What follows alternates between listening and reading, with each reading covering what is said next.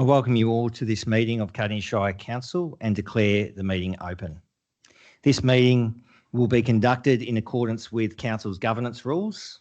It is important that members of the public present in the gallery respect the setting and do not disrupt the meeting, particularly during debate and discussion by councillors on items in the agenda. I do welcome members of the gallery, the community in the gallery, also online. We will now commence the meeting with a reflection. I would ask those gathered to joining us now for a few moments of silence as we reflect on our roles in this chamber. Please use this opportunity for reflection, prayer or thought to focus on our shared intention to work respectfully together for the well-being of our whole community. Thank you. Cardinia Shire Council respectfully acknowledges that we are on the traditional land of the Bunurong and Wurundjeri people and pay our respects to their elders past, present and emerging. Moving to apologies, I note all councillors are in attendance. Confirming adoption of the minutes. Councillors, the motion is that Council confirms the minutes of the Council meeting Monday the 20th of July 2026. Can I have a move of that, please? Thank you, Councillor Roberts, seconded by Councillor Pomeroy. Councillors, all those in favour, please indicate. Thank you. That's carried. Thank you.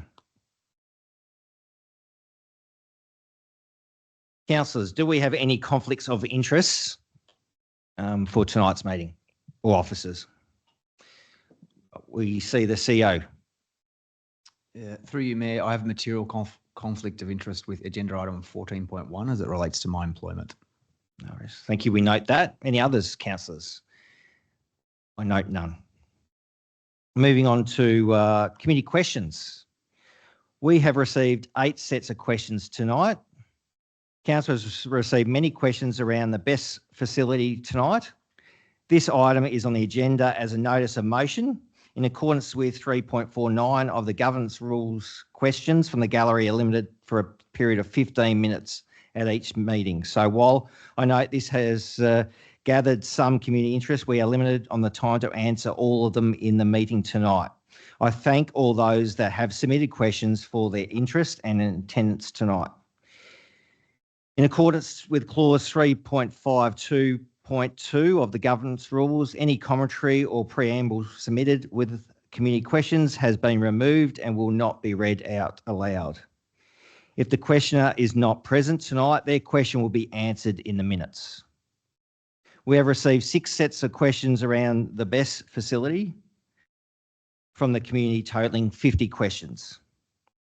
The majority of these questions are around concerns on community safety, protection of agriculture and landscape, and impacts on the local amenity.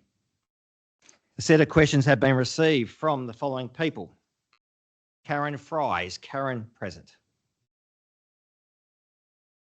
Chris Fowler. Is Chris Fowler? Yep, thank you, Chris. Kim Gaunt. Is Kim here? Hi, Kim. Yep, we acknowledge that, Kim. Hannah Gordon. Thank you. Peter Wushatash, something similar to that. Peter. Right, we note that. And Philip Wade. Is Philip here? Okay, we note that. Not here. So I'll ask the Director, Community and Planning to provide a single response to these group of questions regarding BESS. Thank you, Mayor, and through you, a single response for all questions relating to the BESS has been provided as follows. The Minister for Planning is the responsible authority for determining the planning application for the BESS facilities in Bunyip North. Like residents, Council can make a submission to the Minister.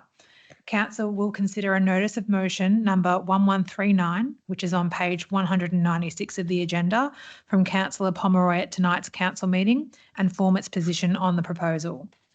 Residents or interested parties are strongly encouraged to make their own submissions independent of any Council submission to the Minister for Planning, including seeking a response to the questions raised tonight. Council tonight will also consider notice of motion number 1135, which is on page 193 of the agenda, from Councillor Pomeroy, that the Municipal Association of Victoria advocate to the Victorian Government working in partnership with local government to develop a strong, transparent and integrated statewide strategic framework for the location and development of battery energy storage systems. In May 2026, the Mayor wrote to the Honourable Lily D'Ambrosio, the Victorian Minister for Energy and Resources, Minister for Climate Action and Minister for the State Electricity Commission, and the Honourable Sonia Kilkenny, the Minister for Planning and Attorney General of Victoria, in reference to the development of large-scale battery storage systems in Victoria and the need for a strong, transparent and statewide strategic framework to balance energy infrastructure needs with other critical planning considerations, including community safety, the protection of valued agricultural and landscape significant land, local amenity, and the need for demonstration of local community benefits. Council is yet to receive a response from the ministers. Thank you, Director. The next set of questions is from Scott Swinton. Is Scott here? We see Scott at the back of the gallery. Thank you, Scott. These will be read and answered by the Director of Community and Planning. Thank you, Mayor. Through you, we'll start with the questions. 1. Over the last 6 to 12 months, there has been a noticeable increase in illegal and dangerous parking in Cardinia Shire. Given that illegal parking, specifically vehicles parked facing oncoming traffic, violating Victorian Road Safety Rule 208, and parking on nature strips occurs predominantly after standard business hours, what specific schedules or evening patrols do council compliance officers currently undertake to enforce local parking laws outside the standard 9 a.m. to 5 p.m. window? 2. Considering that holding a driver's licence requires full knowledge of road laws and that widespread unaddressed breaches signal to motorists that local regulations carry zero risk of enforcement after dark, why is Council missing the opportunity to capture revenue through targeted evening enforcement while simultaneously restoring road safety and preventing infrastructure damage to nature strips? 3. Rather than relying entirely on reactive daytime resident reports after vehicles have already moved, what key performance indicators or compliance metrics does Council use to track and address systemic evening to overnight parking violations across local residential streets? 4. Has Council conducted a cost-benefit analysis on implementing dedicated evening compliance shifts, given that high-density non-compliance during these hours make enforcement financially self-sustaining through infringement revenue? 5. Parking on nature strips destroys roadside turf, damages underground assets and compromises drainage. How much does Council spend annually repairing this drainage caused by illegal parking? And why is the cost absorbed by ratepayers rather than recovered via targeted enforcement on offenders? 6. How many full-time equivalent local laws officers are currently rostered on duty between the hours of 6 p.m. and 9 a.m. 6 p.m. and 6 a.m. on weekdays and weekends across the Shire? And the response as follows. Council enforces parking restrictions in accordance with the Road Safety Road Rules 2017. Vehicles parked illegally may receive an infringement notice or other enforcement action where appropriate. Council's 2 parking enforcement officers undertake regular parking patrols, including after hours and weekend enforcement, with a focus on community reported concerns, known hotspot locations and road safety. To support traffic flow, particularly in high-density residential areas, Council permits nature strip parking under specific conditions where 2 wheels are on the road and 2 wheels are on the nature strip outside the resident's property. Further information on eligibility and conditions is available on Council's website. Residents are responsible for maintaining the nature strip adjoining their property, including repairing any damage. Under the Community Local Law 2024, it is an offence to damage or destroy a nature strip. Where sufficient evidence exists, Council may take enforcement action, including requiring the responsible party to undertake repairs at their own expense. Council encourages residents to report illegal or dangerous parking. Council will continue to prioritise community safety, road access and compliance with parking regulations. Thank you, Director. The next set of questions are from Tony O'Hara. I see Tony is in the gallery. These questions will be read and answered by the Director of Corporate Services. Thank you. Thank you, Mayor, and thank you, Tony, for your questions regarding Geographic Names Victoria. First question, could you please advise on the status of this activity? The response is resources on the legacy naming project have been required to be redirected to focus on other property related projects that have had requirements and timeframes that needed to be met. I can advise that work on the legacy naming project has recently recommenced and officers continue to engage with Geographic Names Victoria on this. And part 2, can you confirm that community will be consulted on all renaming of any of these facilities, as well as all parks, lakes, reserves, etc.?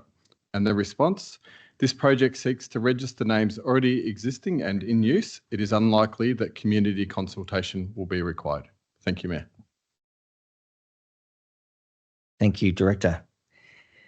The next set of questions are from Stephanie Davies. Is Stephanie Davies in the gallery? I don't see Stephanie. Those questions will be responded and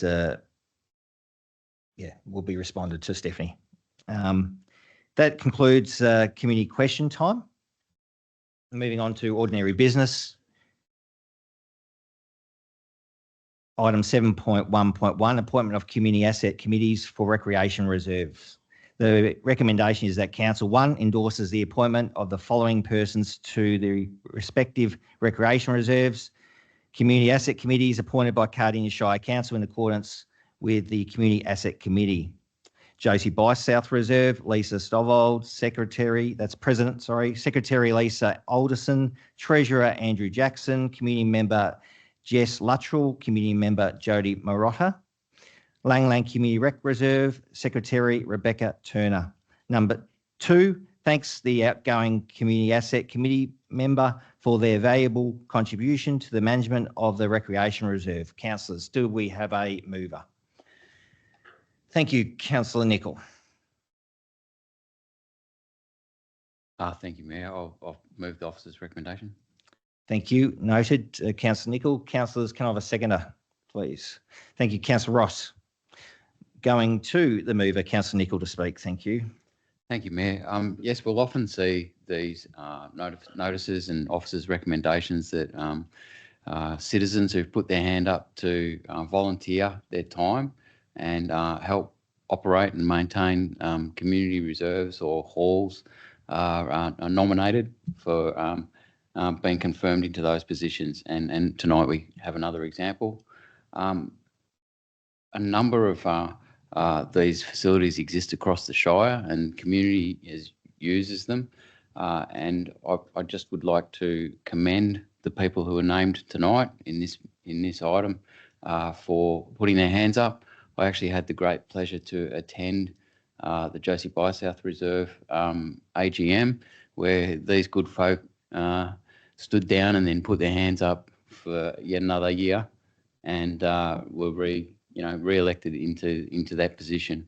And the hours of work that they put into that reserve so that the Cockatoo Pony Club can be there, the generations of kids who've come through that reserve and used it, the passive recreation that reserve serves for the community, the weed work they do, the fencing work they do, the string of break-ins that they clean up after and deal with. They all do it out of a sense of service to their community. And it's genuine service, it's voluntary service, and they don't ask much in return, but the benefits they provide to us all are fantastic. So I commend this item. It feels administrative, it feels routine, but in fact it's actually the core of our civil society. And I'm very proud that we've got people like this living amongst us. Thank you, Councillor Nicol. Moving to your seconder, Councillor Ross. Thank you. I don't think I can add anything more other than thanking the volunteers for their time. Thank you, Mayor. Thank you, Councillor Ross. Any other councillor wishing to speak to this item? There being none, I'll go back to Councillor Nicol. Any further? We'll go to a vote. Councillors, we put this item to a vote, 7.1.1. All those in favour, please indicate. Thank you. Those against, that's carried. Thank you. Moving on to item 7.1.2, appointment of Audit and Risk Committee member. The recommendation is that Council appoints Paul White to the Audit and Risk Committee for a period of 4 years with an option for a further 4-year term. And 2, acknowledges the valuable contribution of Kylie Mayer during her tenure on Cardinia's Audit and Risk Committee. Councillors, do we have a mover? Councillor Kwasik. Thanks, Mayor. I move the officer's recommendation. Thank you. Seconded, councillors. Councillor Nicol, thank you. Moving to the mover, Councillor Kwasik to speak. Thanks, Mayor. I'll take the report as read. I assume this one's pretty administrative. I do want to thank, though, publicly Kylie Ma, who I worked with for a couple of years on the Audit and Risk Committee. She's a relatively recent member, but did outstanding work, did genuinely outstanding work, and her line of questioning and her way of thinking and her level of experience across other municipalities and sitting on their Audit and Risk Committees certainly added a level of maturity and depth to our Audit and Risk Committee. But she made the decision to leave that committee for professional reasons, and so we thank her for her time and we look forward to welcoming Paul White. Many in our community will know, and I trust that all of my colleagues at this table know, the Audit and Risk Committee plays a vital role, but it is highly dependent on the skill level and the skill set of those people it employs. And so, you know, I think we're in a really good place, and I look forward to Paul joining the team. I'll leave it there. Thank you. Thank you, Councillor Kwasik. Moving to the seconder, Councillor Nicol. Yes, thanks, Mayor. I reinforce Councillor Kwasik's points that he's made. The importance of the Audit and Risk Committee to Cardinia Shire in times of rapid change, compressing financial circumstances that we find ourselves in, cost shifting, rural issues, urban interface issues. It's very important that we have a highly functioning Audit and Risk Committee providing advice to Council. And currently sitting on that committee, I participated in this selection process and can confirm that Paul is a highly experienced risk manager. His governance and assurance experience is commendable, and I believe he will bring a good set of complementary skills to the other non-council independent members that will strengthen our advice that we receive on council and assist us with decision making. Thank you. Thank you, Councillor Nicol. Any other councillors wishing to speak to this item? I see none. I'll go back to Councillor Kwasik. Nothing further. Councillors, I'll put this item to a vote. All those in favour, please indicate. Thank you. Those against? That's carried. Thank you, councillors. Moving on to item 7.1.3, instrument of delegation, council to members of staff. The officer's recommendations are that council, in exercising its powers conferred by the legislation referred to in the attached instrument of delegation, which is attachment 1, council resolves that 1, there be delegated to the members of council staff holding, acting in or performing the duties of the officers or positions referred to in the attachment instrument of delegation to members of council staff. Subsection 6, the powers, duties and functions set out in the instrument subject to the conditions and limitations specified in that instrument. 2, the instrument comes into force immediately upon this resolution being made and is to be signed by the council's chief executive officer and the mayor. 3, on the coming into force of the instrument or previous delegations to members of council staff. Section 6 are revoked. 4, the duties and functions set out in the instrument must be performed and the powers set out in the instruments must be executed in accordance with any guidelines or policies of council that may from time to time adopt. Councillors, do I have a motion? Thank you, Councillor Roberts. I move the officer's recommendation is written. Thank you. Thank you, Councillor Roberts. Can I have a seconder, please? Thank you, Councillor Kwasik. Going to the mover, Councillor Roberts. Thank you. This is an administrative item.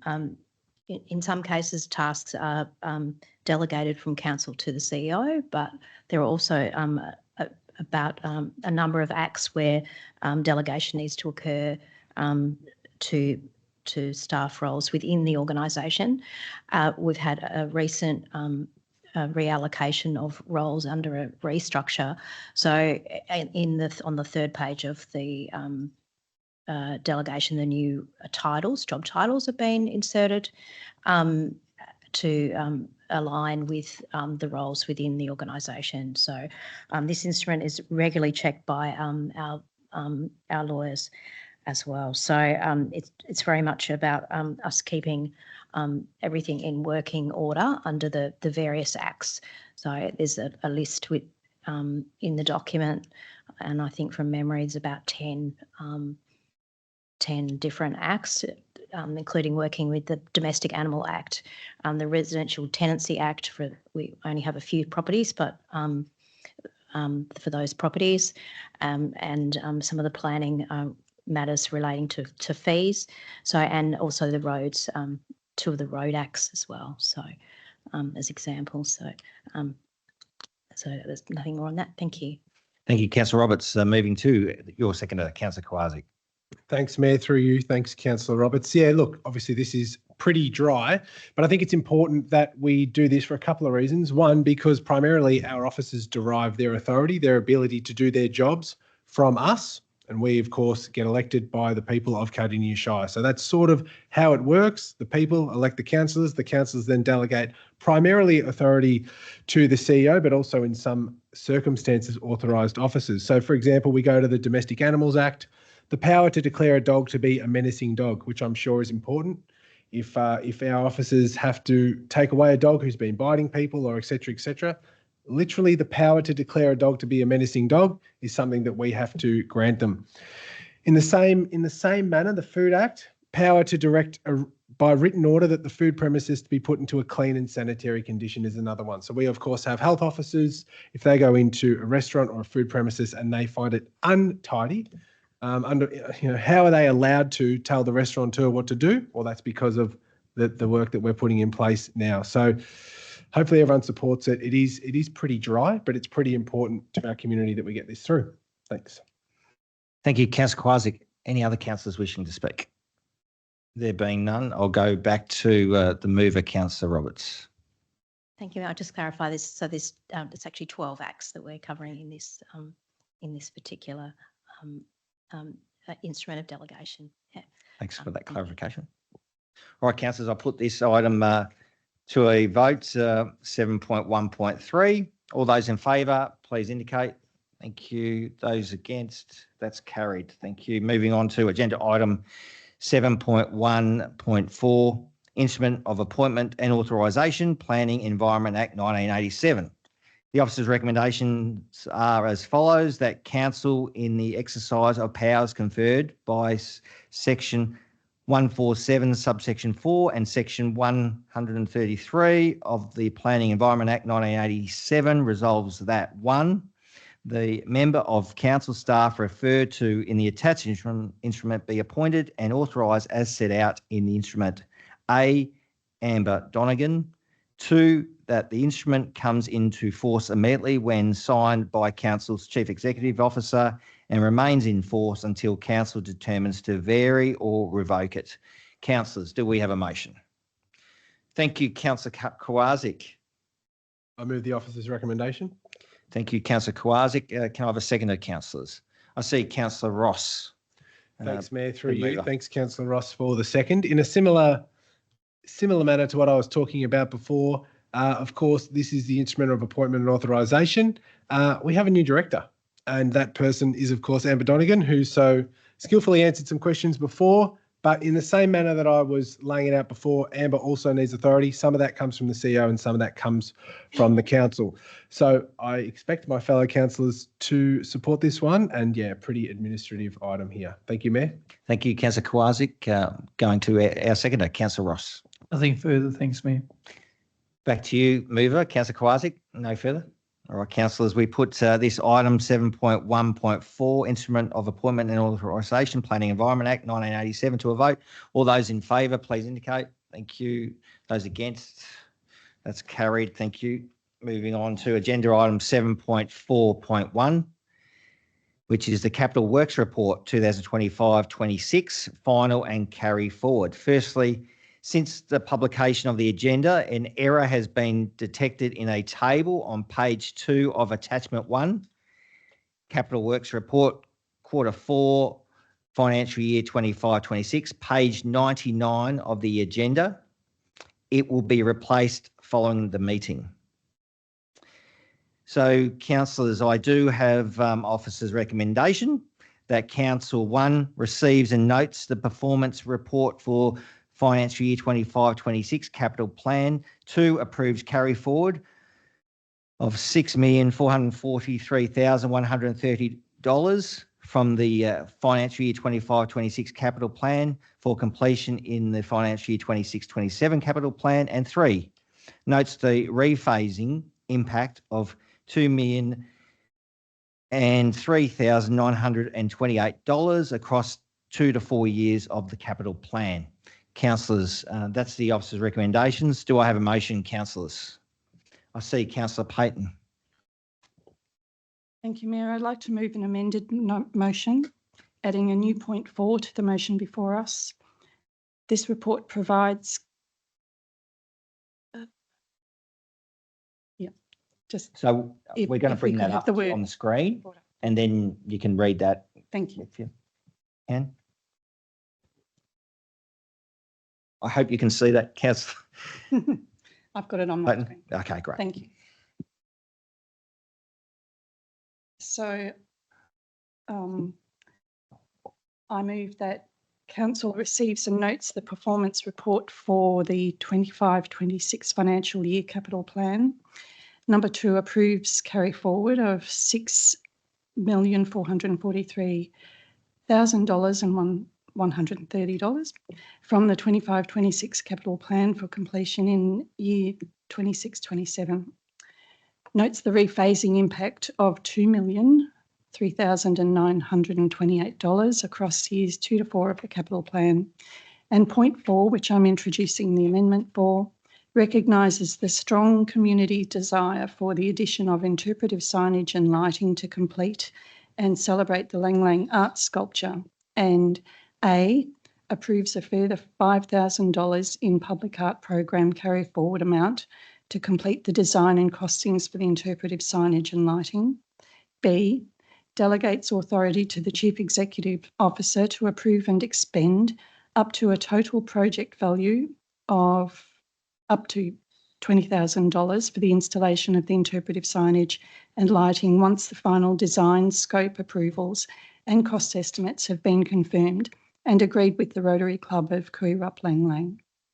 C, notes that the Rotary Club of Kuirup Lang Lang has indicated their willingness to contribute $1,500 towards this interpretive signage, and that council officers work with the club on the final signage and lighting, including acknowledgement of their role in initiating the project. And D, writes to the Department of Transport and Planning to request approval for directional signage to be installed on the South Gippsland Highway to inform motorists of this important public art. Thank you. Turn on. Thank you, Councillor Payton. We note your alternate motion that's listed on the screen. Councillors, do we have a seconder for that? Thank you, Councillor Kwasik. We'll go to you, Councillor Payton, to speak to your amended motion. Thanks, Mayor, and thanks, Councillor Kwasik, for seconding. Mayor, I'd like, during the year, Council delivered more than $50.5 million in capital works across roads, drainage, community facilities, recreation infrastructure and public spaces. The report notes that 68.1% of the capital budget was delivered, with a number of projects impacted by external authority requirements, procurement timeframes, weather events and the delivery challenges associated with large multi-year projects. The report also seeks approval to carry forward $6.443 million into the 26-27 financial year so that 33 projects already underway can be completed. In addition, around $2 million will be rephased into future years to align funding with revised delivery timeframes. While I acknowledge the delivery of a substantial program of works across the municipality, I think it is fair to say that Council continues to face challenges in securing reliable contractors and navigating some of the external issues that affect project delivery. I know our CEO and executive team are very focused on improving this experience going forward. From a Western Port Ward perspective, I'm pleased to see continued progress on important projects including Coralline Reserve Pavilion, the Kurirup Netball Court refurbishment and the Moody Street and Gardner Street Black Spot program. However, roads and drainage remain critical priorities for our communities, and I will continue to watch the actions of Council's infrastructure team to ensure delivery challenges of the past year translate into stronger outcomes this financial year.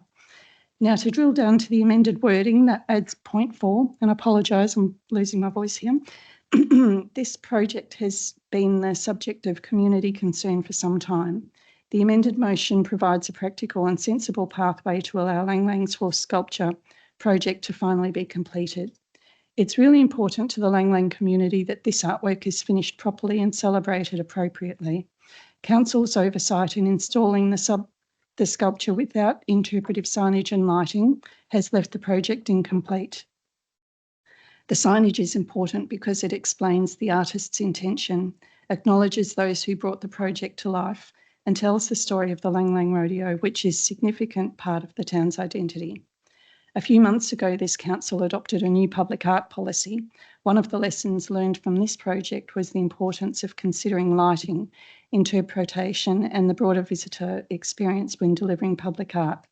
This amendment seeks to apply those lessons and deliver a better outcome for the community.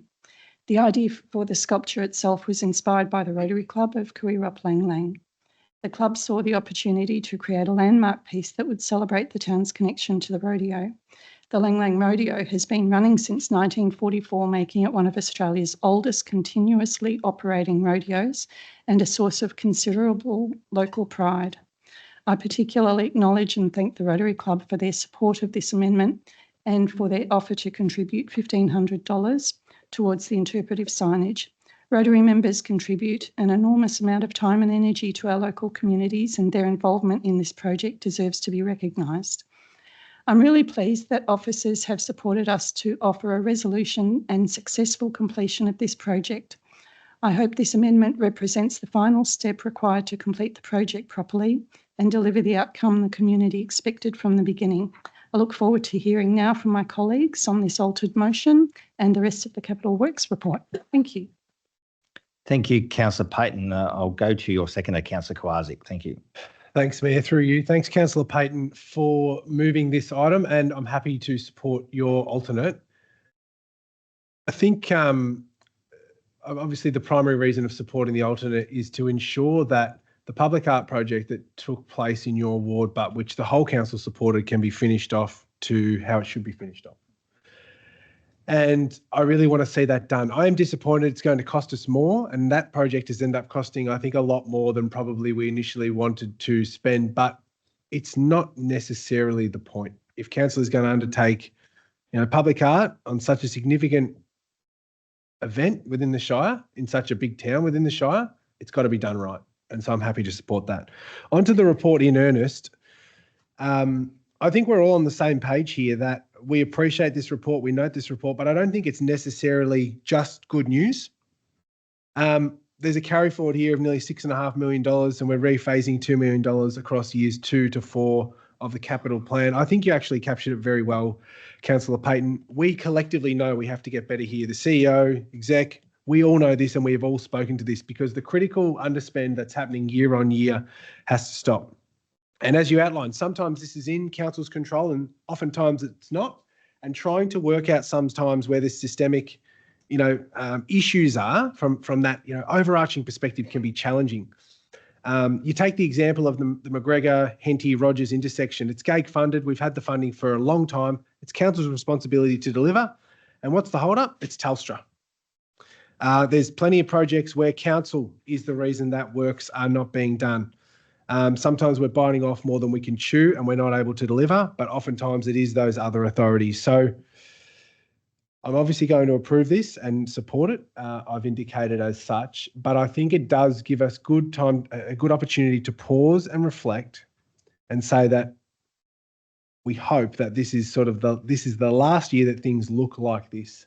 That next year we have a better ability to say, no, we actually won't sign up to do X amount of projects in 26, 27, because we know we won't do it.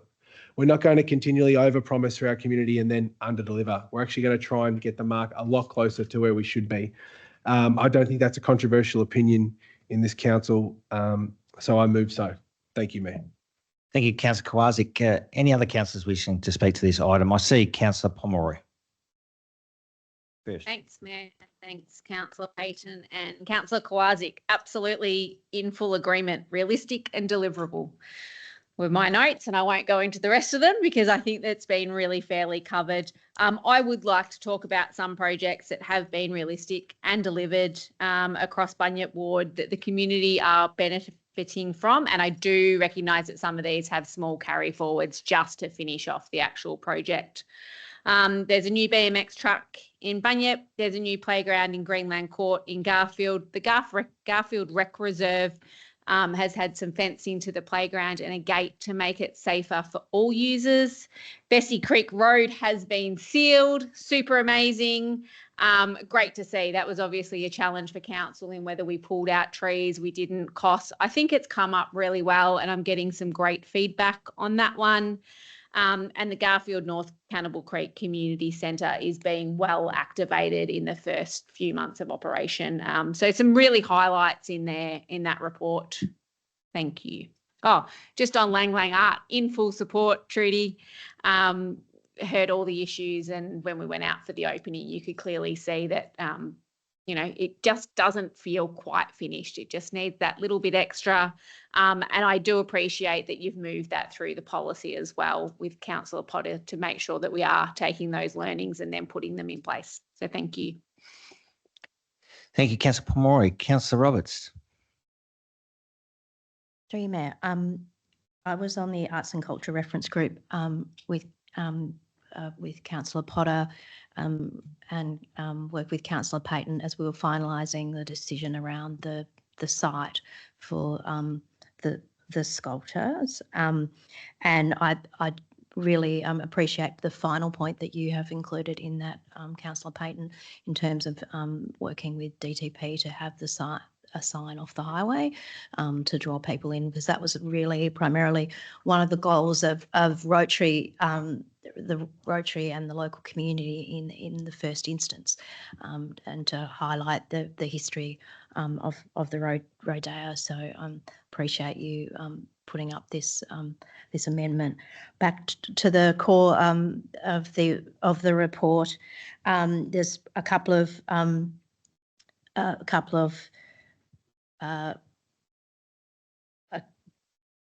rephasings or sort of rollovers from the last financial year. I just wanted to make note of that are beginning to progress in Henty Ward. One of those is the Pakenham outdoor pool where the contractor went into administration. Council's now using local contractors to work towards getting the pool open for summer. And the Pakenham Revitalisation Project is picking up speed after completion of the gateway stage. We're now in the Drake Place stage between the Main Street and the hospital, and working into stage 3 of John Street, which will eventually go underneath the railway line to Henty Street. So I concur with Councillor Kowaczyk on the need for us to work on having less carry forwards and get more of our capital works done and well planned to start with to get it through in a timely manner. Thank you. Thank you, Councillor Roberts. I see Councillor Nicol to speak next. Thank you. Thank you, Mayor. I'll speak in support of the amended motion. We are picking up additional money on short notice and putting it to something that wasn't agreed in the budget process. However, it's small bickies, and more importantly, it actually finishes the job. And so that's the trade-off in my mind, and hence I can support the amendment. On the bigger picture, I just want to flag my concerns around this rollover. This is the first full financial year this new council has been accountable for, and we've fallen well short on capital delivery. you know, we made it to 50.5 mil of expenditure. The organisation was able to deliver that. The target was 67.5. But in the process of sort of following conventional sort of processes and rolling over the unspent amount into the future year, we lift our target for next year to 72 mil. So we didn't make the 67.5 we were aiming for this year. So let's try and now achieve 72 next year, which increases the quantum of the performance improvement that's needed. So we're going to have to lift our game by $22 million of additional delivery in one financial year. And that for me is concerning. So if we're in this place and we're even tracking to this place halfway through this financial year, if we're tracking to this repeat again, we've got serious work to do in our budget. Really serious work, and that'll be a community-wide discussion, because it's all about ability for an organisation of this size and this scale to actually deliver the ambition that's in front of us and the requirements that we need to deliver. So I just want to flag that as a fundamental here in this rollover. It's not just a simple rollover. What's just happened is we've just lifted the bar by almost double of what the performance improvement needs to be in delivery. And I have concerns, you know, if we can pull it off, fantastic, great. But I just want to flag that we need to seriously be looking at this mid-year. Thank you, Councillor Nicol. Any other councillors wishing to speak to this item? Thank you, Councillor Ross. Thank you, Mayor, and thank you, Councillor Payton, for putting in this additional point 4. Sometimes I'm not a designer, I'm not a project manager, I'm not a financial officer either. Sometimes I don't understand how there's undersights on some of these elements in these projects. This is one that's been identified to the extent where the local Rotary Club are prepared to put in $1,500 of their own money to get this corrected. With a budget well over $100 million, sometimes there needs to be a slight correction or a slight adjustment to get these projects finished. This is one of them. Hopefully with this will bring the community on board more, that they feel like it's finished and it explains itself, and it's a really good asset for the community. I hope my fellow councillors support this. Thank you, Mayor. Thank you, Councillor Ross. Any other speakers? I'll just briefly acknowledge, obviously, the Career Up Netball court refurbishment has been a real concern, and some challenges there, and how that has impacted the local club with the delay of that. So works is obviously expected to be finalised hopefully in October, subject to suitable weather conditions, but that's the aim. I'm really pleased that Upper Beaconsfield Recreative Pavilion, it is still continues to be a carryover, but we're just waiting on final approvals for services, and services works will be completed, and we'll be able to open the Upper Beaconsfield Rec Reserve, we're hoping in October. But yeah, it's great to see a number of roads projects in the north be completed. So as mentioned before, Bessie Creek Road was finalised in the northern section. Huxtable Road was completed, and also Mount Burnett Road as well. So very pleasing to see those capital works projects completed. All right, I'll go to Councillor Payton to sum up. Thank you. And I support your alternative as well. Thank you. Thanks. Thank you. I just want to firstly say a huge thank you on behalf of the Lang Lang community. It's a bit overwhelming to see this very generous show of support from all of the councillors that have spoken tonight. And I can guarantee that everybody out there is going to be highly appreciative to see this project completed. So thank you. Mayor, you've reminded me that I thought it was a bit unrealistic actually to state that October might be the end date for the resealing of the courts. I think we had difficulty getting it sealed in terms of the moisture issue back in May. Despite the fantastic weather then. October's, you know, spring, and it's pretty pretty unstable. So I know that the club are not expecting to use those courts before December. So I'd rather us adjust that time frame, make it realistic, don't disappoint people anymore. Leave it at that. In terms of the broader the Capital Works report, I like Councillor Kowalczyk's comment that this is a good opportunity to pause and reflect that this is the last year that things look like this. And I do take heed of Councillor Nichols' warning that we have to have a mid-year review and that an additional $22 million delivery on top of what our other target was certainly needs a lot of focus. We've got a pretty new team amongst us and I hold a lot of optimism and faith that will be good for that delivery.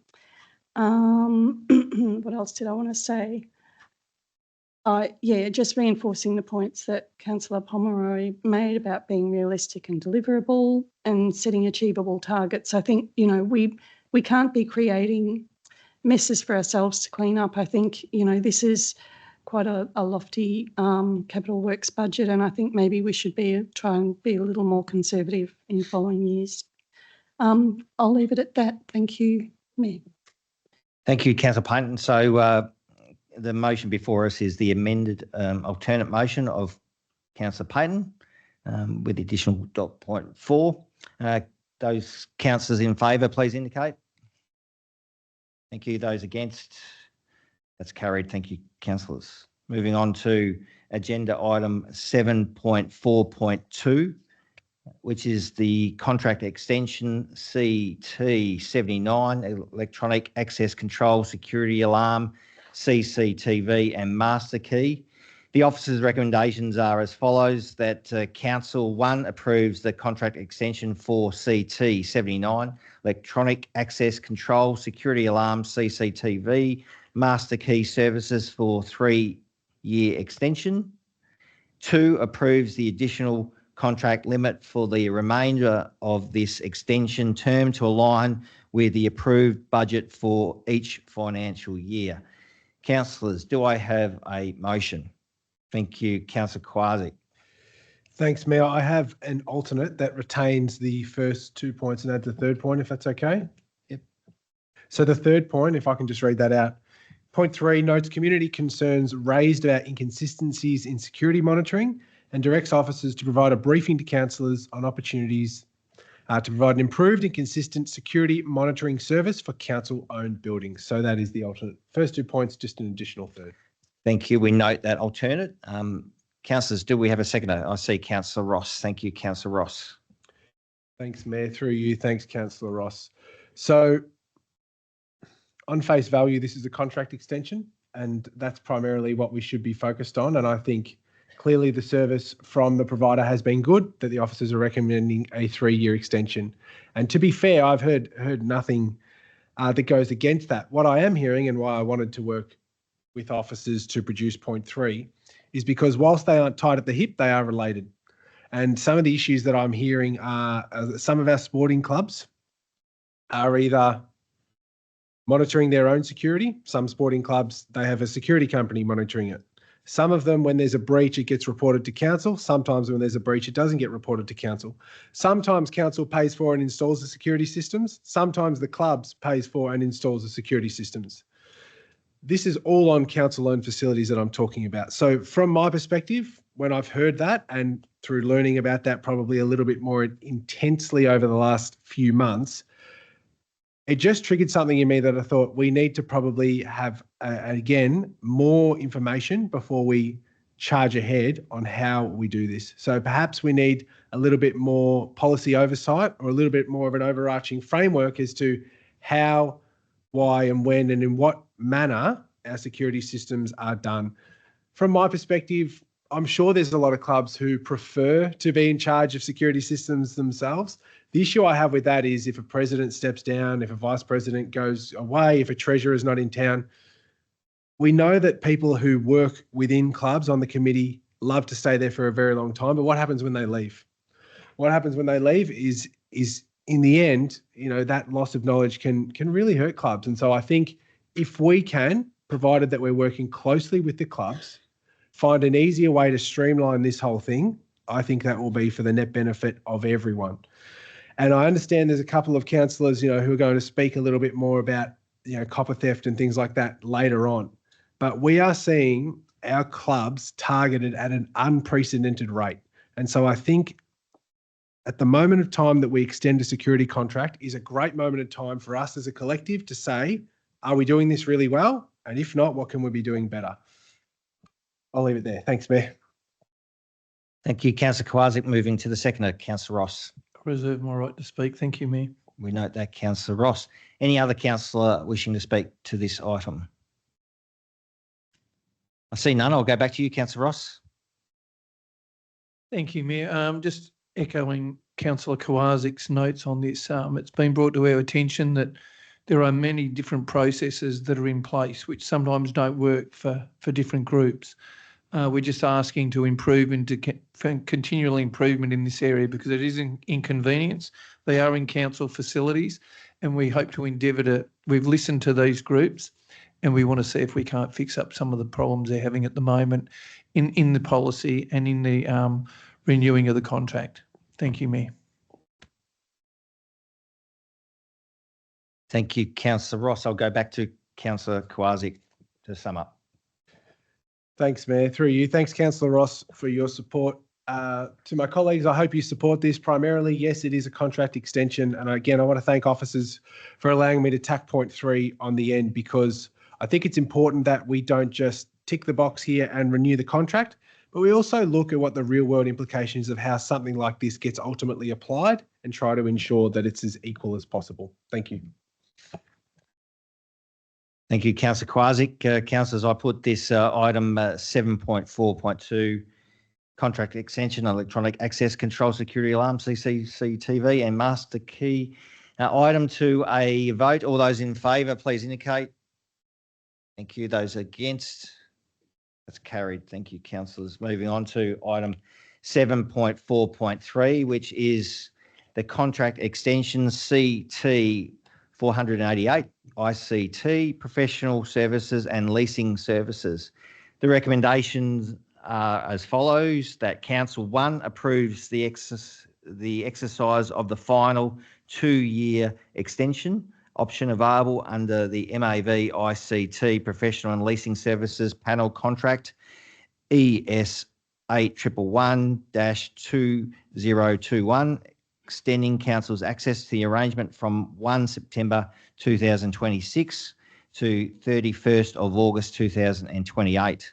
2, approves an increase to the approved contract value limit to accommodate anticipated ICT expenditure during the extension period, noting that expenditure will remain subject to approved budget availability, procurement requirements and relevant financial delegations. And 3, authorises the Chief Executive Officer or their delegate to execute all documentation necessary to give effect to the contract extension and associated increase to the approved contract value limit.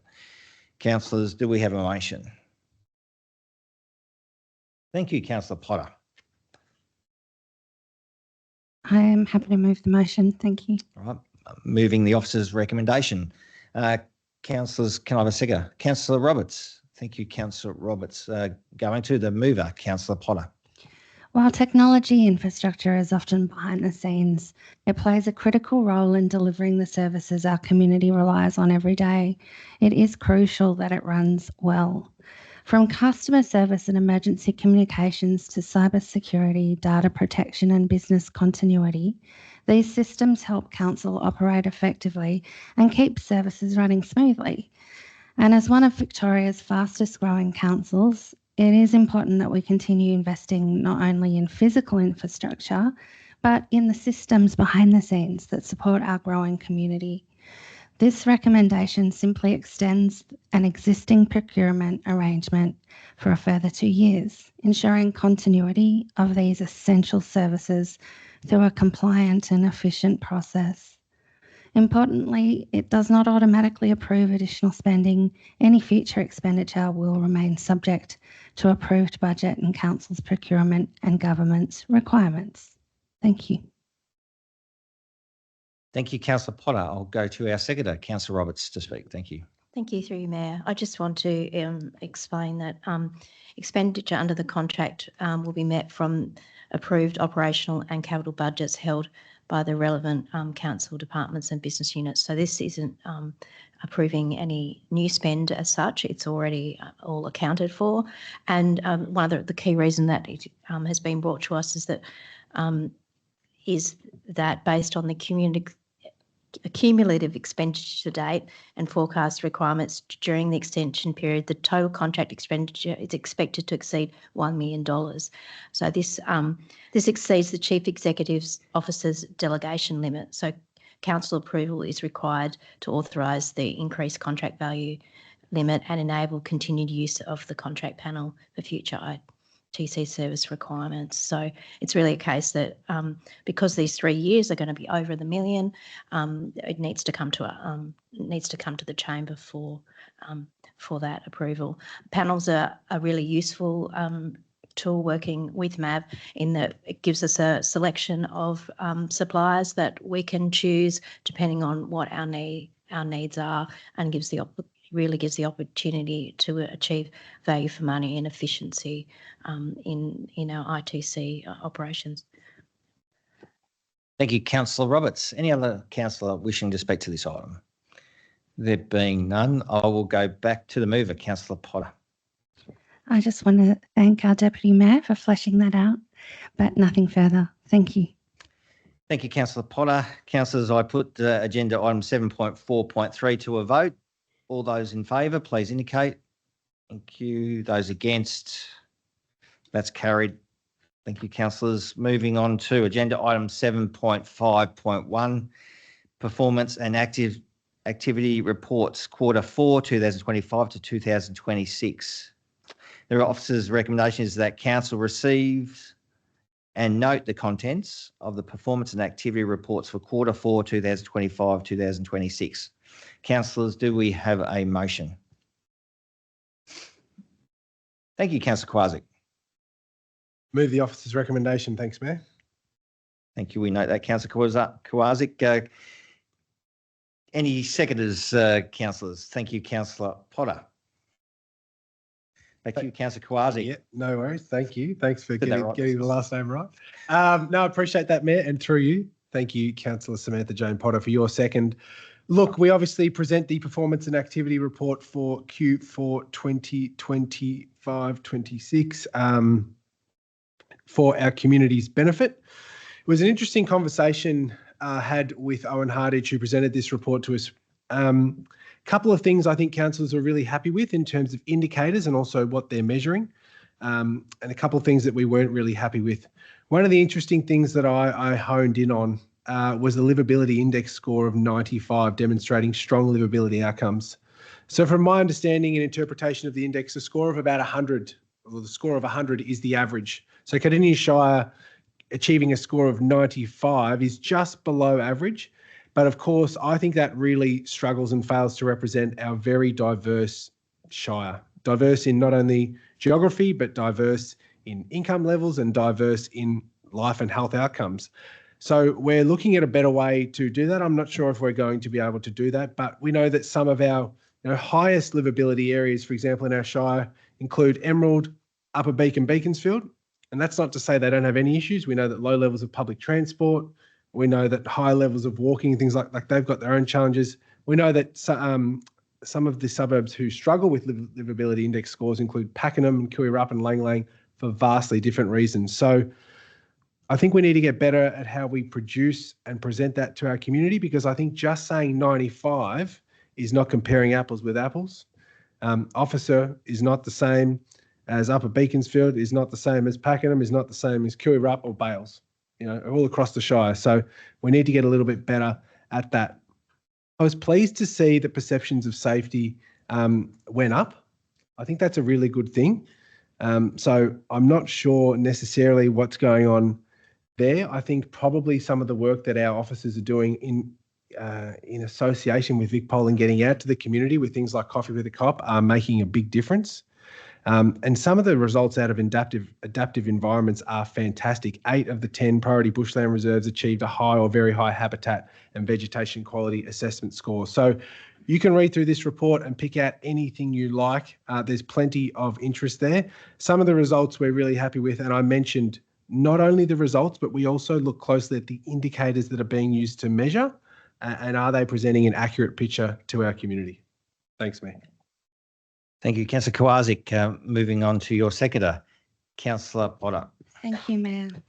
This report is so interesting. At the end of the day, reports like this are more than just numbers on a page. They're about people and the communities we serve. And I agree wholeheartedly with Councillor Kowaczyk that I'd like to see more diversity reflected in the report for future too. What I do find encouraging is that despite those challenges, we continue to make progress. We completed 32 of 37 council plan initiatives that we set out to achieve this year and delivered more than 50 million in capital works. Community satisfaction with recreational facilities remains strong, and I'm glad to see perceptions of safety going up too. Library and arts services continue to be highly valued, planning performance has improved, and our local economy continues to grow. These are positive outcomes for our residents. But I'm equally mindful that our work is never finished. Cardinia continues to grow and our communities continue to evolve, and with that comes new expectations and challenges and opportunities. That's why we can't stand still. We need to keep listening, advocating and planning for the future. And I want to touch on our officer town centre across the road here, because I know how much this matters to local residents. In the report, it says that we're off track on a few items and Officer Town Centre was one of them.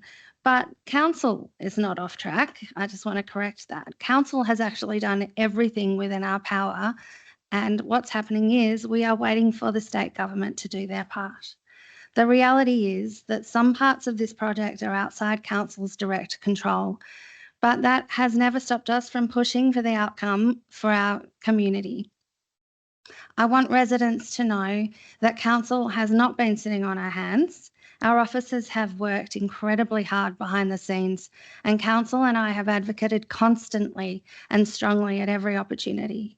We have engaged with government departments, MPs, ministers and state election candidates from all sides of politics, and we will continue to. We've reached out, attended meetings, raised the issue repeatedly and kept this project front and centre in our advocacy efforts.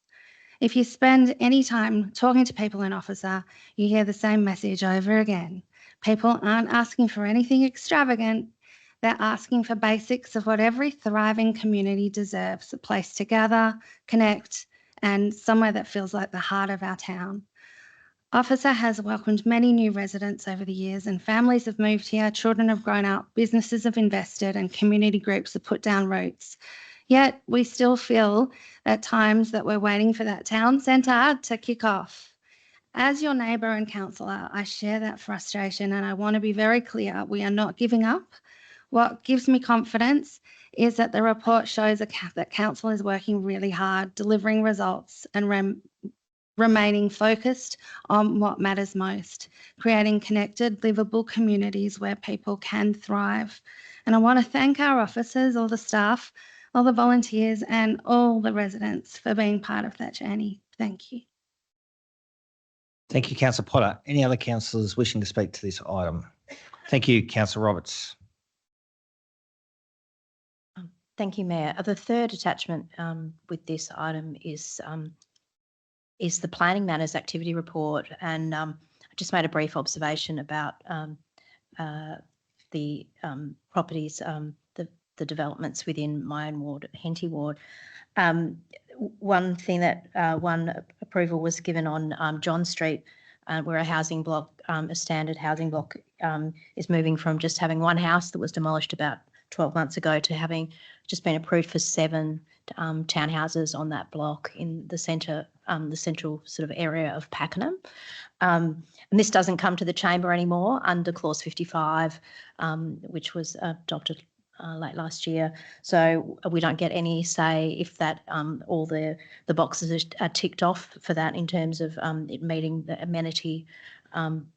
So this is going to happen more and more, and Cardinia Shire will be taking the load in terms of new greenfield development, in terms of new suburbs, as well as in these older areas, we'll be taking a lot more of, you'll be seeing a lot more units going in. So, and as a place that is relatively affordable, we're going to be taking the load in terms of the creation of new housing on sort of in two elements. We do need more units. We do need more 1 and 2 bedroom units in the Shire, but it's really a shame that we don't get to have any influence on how that may fit into a neighbourhood in quite the same way that we used to. Thank you, Mayor. Thank you, Councillor Roberts. Any other councillors wishing to speak to this item? Thank you, Councillor Nicol. Thank you, Mayor. Just quickly, I commend the officer's report and I'm fully supportive of it. And I just wanted to point out a couple of other stats that jumped out to me in reading this report. And it's on page 131, and it's around the strategic indicator results for vibrant places. And again, the first graph presented on that page talks to the capital works program spend achieved against target, which we spoke about in that item, a couple of items earlier. And again, we see that decline represented in a graphical format. And we're now, as I was stating in the item a couple earlier, with the rollover, we're looking to start nudging up to the highest peak of capital works delivery that we ever achieved, which was in 23-24. So it's a big stretch. But the point that I wanted to make about this page in the report, and I would ask that people who are interested jump in and have a look at this report, is the performance of unsealed road requests per 100 kilometres of unsealed roads. And there's been a marked drop in unsealed road requests per 100 kilometres of unsealed road, which represents sustained effort by our works crew and the team at the council depot to approach the unsealed road network in a different way.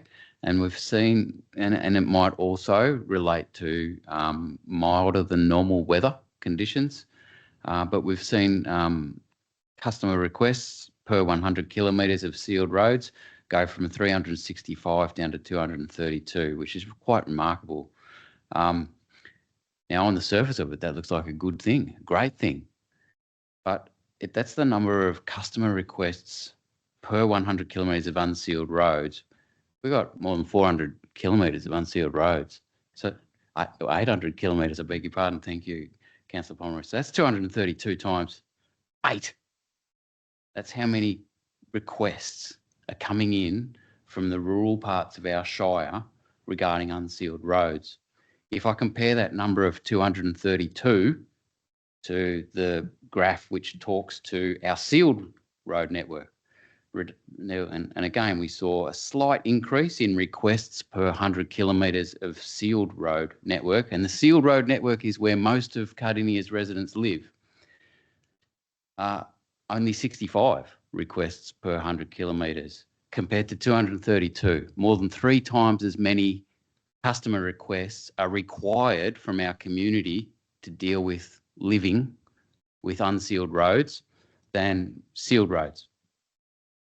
So for me, the graph tells many things, but it's that comparison of some of the data we're seeing in these reports as these reports mature that are really instructive to us and hopefully indicate to us sort of strategic and where we need to emphasise potential redirection of council's focus on building infrastructure. In terms of the lived experience of Cardinia residents and them feeling the need to actually lodge requests with us and ask us to actually help them to live in their home, unsealed roads are way overrepresented in our rural areas, and that's where not as many of us actually live. So out of this, I want to see council think more seriously around how we actually deal with our unsealed road network and accelerate our building program to construct those unsealed roads and make them sealed by hook or by crook, by any means necessary. We have to accelerate this. Councillor Nicol, can you Thank you. sum up? Thank you. Any other councillors wishing to talk to this item?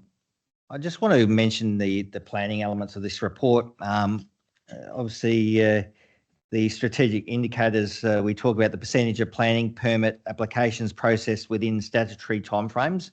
It's really pleasing that we are really improving in this space. In 2022-23, we had 31% within the statutory timeframes, and obviously that was poor. But the latest figures is 64%. So that is a significant increase and improvement. You know, obviously our residents were really frustrated with the length of time of these planning applications were being determined. So that's a really positive improvement in the report. But obviously this report also, it's a big report, but it lists all the planning decisions made by delegation, and it's listed by wards. And as Councillor Roberts did say, it's a really good report for councillors and residents to see what is being approved and so forth for each ward. It also lists the number of objections as well. So it's a really good report. It is now a quarterly report, so we see those applications every quarter.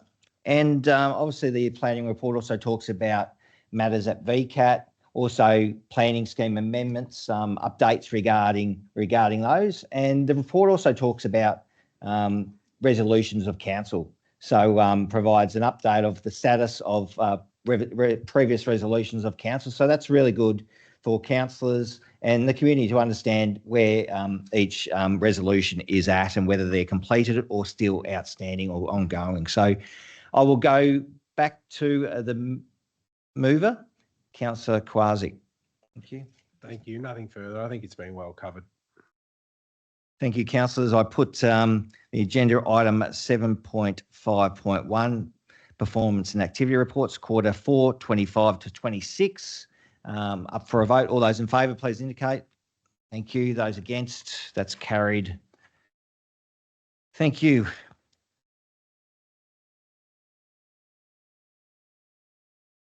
So, sorry, moving on to council reports. Are there any councillor that wishes to report on their activities for the last month? I will go to Councillor Payton. Thank you. Thank you, Mayor. I want to congratulate Paul Keenan and the Cockatoo 21st Century Roads Action Group for securing 2,042 signatures on their petition in just over a month and delivering it to the Legislative Council for tabling. I represent this council together with Councillor Nicol as a member of the Food and Agribusiness Advisory Committee.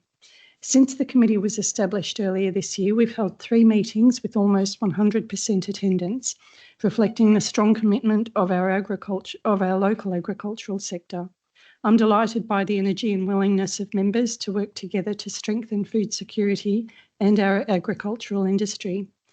The committee has already moved from discussion to action, establishing a working group to address Dildren soil contamination in the Gembrook area and explore practical solutions and advocacy opportunities for affected landholders. Key issues raised by the committee include protecting productive farmland, water security, rural transport challenges, and biosecurity threats such as bird flu and varroa mite. The committee has adopted the final food and agribusiness audit and is now helping shape Cardinia's food and agribusiness strategy, which will guide Council's future support for this important industry. We're also providing input into the planning scheme review to ensure farming, water security and food production remain key considerations. Overall, the committee is providing valuable industry insight and strengthening the relationship between Council and our farming community. Last month, we said goodbye to Council's Agricultural Officer, and we look forward to welcoming a new officer soon. I'd like to thank all the committee members for their expertise and commitment, and Council officers Wayne, Pieter and Andrea for their ongoing support, and of course my colleague, Councillor Nicol. I look forward to providing further updates as this important work continues. Thank you. Thank you, Councillor Payton, for your report. Any other councillors? Councillor Pomeroy. Thanks, Mayor. I'd like to congratulate the Bunyip Fire Brigade for their annual dinner on the weekend and congratulate everyone who received an award on the night.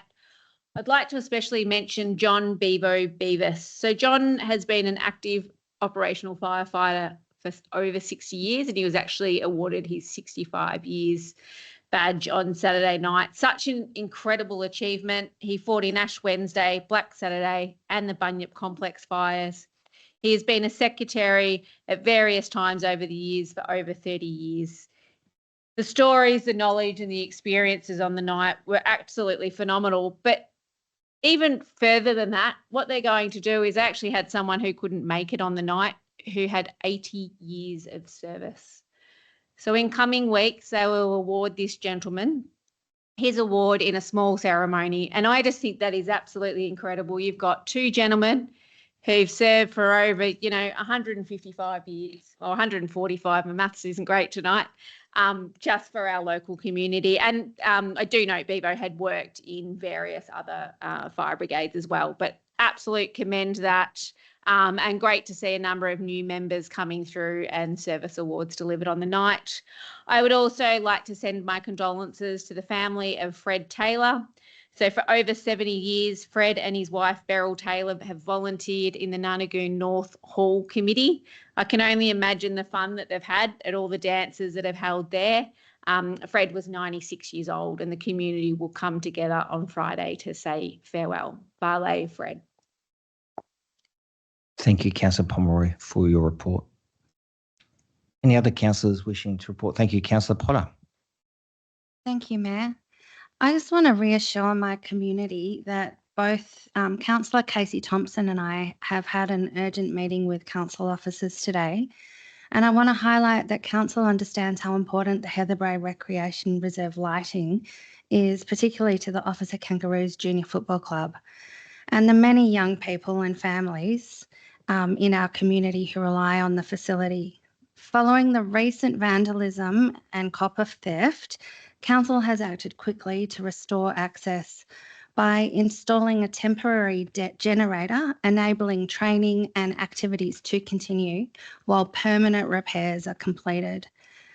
Repair works involve assessing the damage, replacing stolen cabling and electrical infrastructure, and coordinating works with AusNet, specialist contracts and service providers. We also discussed how Council is also investigating and implementing measures to reduce the risk of future copper theft, including protection of electrical pits, the use of alternative materials where appropriate, improve security measures and collaboration with Victoria Police. In addition, Council continues to advocate for external funding opportunities, including through programs such as the Local Sports Infrastructure Fund, to support priority projects and upgrades that improve the reliability, safety and sustainability of sporting facilities across the Shire. Have I still got time? Yes. I also would like to share that I've attended the Cardinia Youth Network meeting and appreciated hearing the Youth Law Australia about the free and confidential legal support available to our youth. For more info, go to yla.org.au. I also want to mention that I've started the International Women's Peace Group Facilitating Education Program, and I feel honoured that I've been invited to represent our community at the International Women's Peace Gathering in South Korea, which will be all about women's leadership, peace, education, and building inclusive, resilient communities. And just so you know, that will be self-funded. I also had the opportunity to attend the ALGA Creating More Inclusive Communities launch of the Local Government Disability Inclusion Guide. The panel were sharing valuable insights on building stronger, more inclusive communities through listening, connection and practical action, reminding us that small, thoughtful actions can make a real difference in creating communities where everyone feels included. And you can check out the guide at lgdisabilityinclusion.au. Thank you. Thank you, Councillor Potter, for your report. Any other councillors wishing to report on their activities? I see Councillor Thompson. Thank you, Mayor. And thank you to everyone who's spoken, especially Councillor Potter, for your comments, re Heatherbrae. Further to that, I'd just like to reiterate that the money that the club already invests into that site isn't related to the repairs since the Copperfest. And the reason I highlight that is just to make it clear how disappointing it is that our reserves are or have been getting targeted by these thieves, because this is costing ratepayers money to repair the damages. It's not a cheap fix. These sites are without their full capacity of lighting, especially at this time of year for a lot of sporting clubs. It's finals time, so they don't have access to what they should have access to. It takes time for these things to get repaired. AusNet have their own policies and procedures they have to follow to get these things back up and running. So it is just not fair that clubs already invest all this time and money into raising their own funds to upgrade and maintain their facilities and teams and equipment. And we have people out there that are thinking that it's cool just to rip up a bit of copper cabling and run away with it. So yeah, just want to reiterate that we are obviously working very hard towards mitigating that, and that we are working closely with our sporting teams. And I'd like to also highlight the importance of the close and collaborative relationship that all councillors have with their sporting groups and their local community groups, but especially with the OKJFC, and that we are working closely with the club about options and future advocacy for grant funding towards future works at Heatherbrae. Thank you, Mayor. Thank you, Councillor Thompson, for your report. Any other councillors wishing to report? Thank you, Councillor Roberts, Deputy Mayor. Thank you, Mayor. Last week, I attended Pakenham Rotary meeting. Thank you to Tim Metstead, the President, for allowing myself and the CEO, James Collins, to speak, to give the group an insight into the council plan, and also from James' perspective, how the organisation is going about implementing that plan in Pakenham for their focus. Earlier this month, I attended the National Growth Areas Alliance National Congress Day. It was hosted in Victoria. It's a national gathering, but because it was in Victoria, I headed over to Broadmeadows. This was a really good chance to meet with other councillors who are also working in growth areas, and the staff from those councils also were in attendance. We heard about how manufacturing jobs can be attracted to the industrial areas that many of growth areas have, and how land supply can be mapped in those areas. I heard from a number of councils about how they are tackling the challenges of data centres arriving in their particular local government area, and how they are going through the process of ensuring that their communities are protected in that process. And I also heard from a number of community engagement experts regarding how to grow communities in a period of when there's extreme growth going on and a lot of people moving in all at once, and how you create that sense of community and sense of belonging for residents. So it was a lot of learnings out of it for me. I'd like to mention that tomorrow the Pakenham RSL are gathering at the War Memorial in Pakenham to commemorate the 60th anniversary of the Battle of Long Tan. They're gathering at 10 o'clock if anyone would like to join them. Thank you. Thank you, Councillor Roberts. Any other councillors wishing to provide a report? Thank you, Councillor Ross. Thank you, Mayor. It's been a busy month. We had a couple of citizenship ceremonies where over 150 people attended both sessions. It was really, really well attended during the day. Many people turned up with their families, traditional dress being worn. Very, very exciting. One of the most enjoyable parts of being a councillor is seeing people choose Cardinia Shire to make that their home in their residency. Also, too, I attended with my fellow councillors the Catchment to the Coast Art Show, which was held at the Cardinia Cultural Centre. It was an amazing art show that a lot of people had worked extremely hard with historians to bring back so many memorable things about the past, and the animals and the growth that goes all the way from the hills down to the coast. It was a really well attended and an amazing display there that explained so much of our Shire. I attended the local government working group on gambling, particularly around gaming machines run by the VLGA. And if people don't think these things don't have a big impact, the average loss per machine in a hotel is $156,000 a year. And in clubs, $94,000 a year per machine. So that sort of reflects just how we as a council see it as really important when applications come up to take them in total consideration to see what happens in our community. And we are very, very considered in this space. As well as that, I attended the Homelessness Action Southeast held at the Daniel Library. I must say the mayor was there and we had many of our council officers there too who even chaired the event, which is great to see that we've identified here at Cardinia Shire the amount of homelessness that there are as time as people are struggling, and that we do want to be active in this space and try and do the best we can. So there were some advocates there to talk to and some MPs that can give money towards these projects that our staff are trying to contact these people to find a home for them. I also attended last Wednesday night the Richmond Football Club /Aligned Leisures event held at the Triple C.